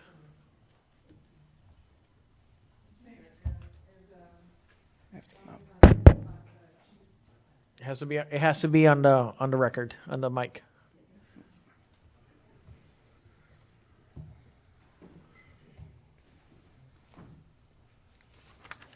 May I thank you, Chief, very much. And I'm one of the people who have requested a modification in the code. Is it appropriate for me to raise some issues? Yeah, you have 3 minutes. Well, okay. A little bit. During a hurricane season, there are multiple dangers, as we know. And one of the things that struck me last week when I received the very, very valuable, last week or 2 weeks ago, the very valuable information from the city of Green Acres was right on the front page. It said, you must secure your windows. It's right in our literature. So there's contradictory concerns for all of us who have residency. And I think that has to be taken into account. My family has lived in this area since the 1970s. I've been visiting and now I live here since that time, and I've seen so many roofs removed. I've seen so much damage. If the hurricane winds come into a multifamily dwelling, our roofs can be taken off. It could be the other neighbors. So there's a contradiction here. So if my neighbor is a snowbird and is not allowed or not able to adjust to the 14 days and they don't have covering, I can get killed in the middle of the night when my roof gets blown off from the hurricane winds. Not because my shutters aren't there, but because theirs are. So these are the kind of contradictions that I ask the council to please take into account. I was tremendously grateful to see the information about the backdraft. The egress thing's a little different. If it's temporarily vacant, even though it's an occupied property, there's nobody inside, so the egress is not an issue for the shuttered place. Entrance for fighting a fire obviously is. But which is the greater danger? We have to address both dangers. That's all I'm saying in terms of the hurricane. We can eliminate guesswork. Green Acres is not that large a community, and maybe I can persuade my HOA to keep a list of those who are away and unable to modify the times. These are things, adjustments that I just ask you to keep an open mind on. I have drafted some ideas for you to consider. Thank you. Thank you. Anyone else wishing to speak, please come forward, state your name and address for the record. Once again, thank you very much for the time. Chief, thank you for the presentation. While portions of it I may not agree with, I commend you on it. I don't think that the single-family home issue was addressed as much as the condominium townhouse issue was addressed, which is my concern, being from Lucerne Homes East, which is all single-family homes. We will, whatever the council decides, we will obviously abide by it because that's what we do. That's our portion. I don't agree 100% with it from our standpoint of the snowbirds, but I thank you. Again, if it's a safety issue, obviously we want to be safe at all times. If it's a protection issue, we don't want, our law enforcement people we don't want to go against what they have, and we respect them very much the same as we do. So I want to, again, thank you for your time and wish everybody the best. Thank you again, Chief. Can I just have your name and address for the record? Jim Harrington, 6355 Summer Sky Lane, Green Acres. Thank you. All right, I think that concludes public comments. All right, moving on to the reports. I'm going to ask everybody to make them short and sweet. City manager's report. I have nothing to report. City attorney's report. I have nothing to report. The mayor and city council's report. I'm going to start with the deputy mayor, Tharp. I've got a list 42 line items long. I kid. Captain Moore, wanted to thank you. You had coordinated an event on June 30th on Fleming Avenue. Was out there with your deputies. We probably spent about 2 hours that evening walking, talking to all the neighbors. I think there was a lot of good information, a lot of misinformation out there that you guys helped clarify. We got some other things done. I know you've addressed their secondary concern. To give you guys a brief overview, everyone obviously on Fleming Avenue was concerned with the incidents that happened, a month apart, with the tragic loss of life. Obviously, that was their main concern. PBSO did an amazing job, providing some clarity, addressing those issues. And it was kind of strange. The next item after that issue was speeding. And I know your deputies have already been out on Fleming, so thank you for addressing that. I know it's a quality of life issue, and I appreciate the quick response. So if you could thank your team on my behalf. Councilmember Noble. Nothing. Councilmember Diaz. Two quick things. First, thank you to Ms. Thompson and her team for a magnificent and very well attended Ignite the Night event. It was very wonderful. Thank you. And also thank you PBSO for helping our young lady, Allie, who I believe is going to be selling lemonade again this week over in the community center. She was there today. Perfect. To raise some funds for some school supplies. So thank you. Thank you. Councilmember Bousquet. I would just like to thank Chief Fuller for a great presentation and wonderful information for me to bring back to my residents. So thank you, Chief. The mayor's report. I want to give Captain Moore kudos on addressing an issue and a concern on the community. I heard great feedback from the community and people that were there. So thank you for doing that. If I lived in that area, I would be concerned personally. Technically, it was sort of 3 issues within 6 months. It stemmed over at John I, then it extended to a home, and then there was another completely separate incident. So I would, I guess I would be very concerned, and I think the way that PBSO handled that situation was admirable. They went head on. They went and talked to the residents, and you can't ask for anything more than that, than a body that's accountable and goes and talk to the residents. So thank you for doing that. We did basketball with the mayor. I thought it was a great success. I'm going to try to continue that throughout the year, maybe not in an open forum, but I want to hit all of the different schools to come out.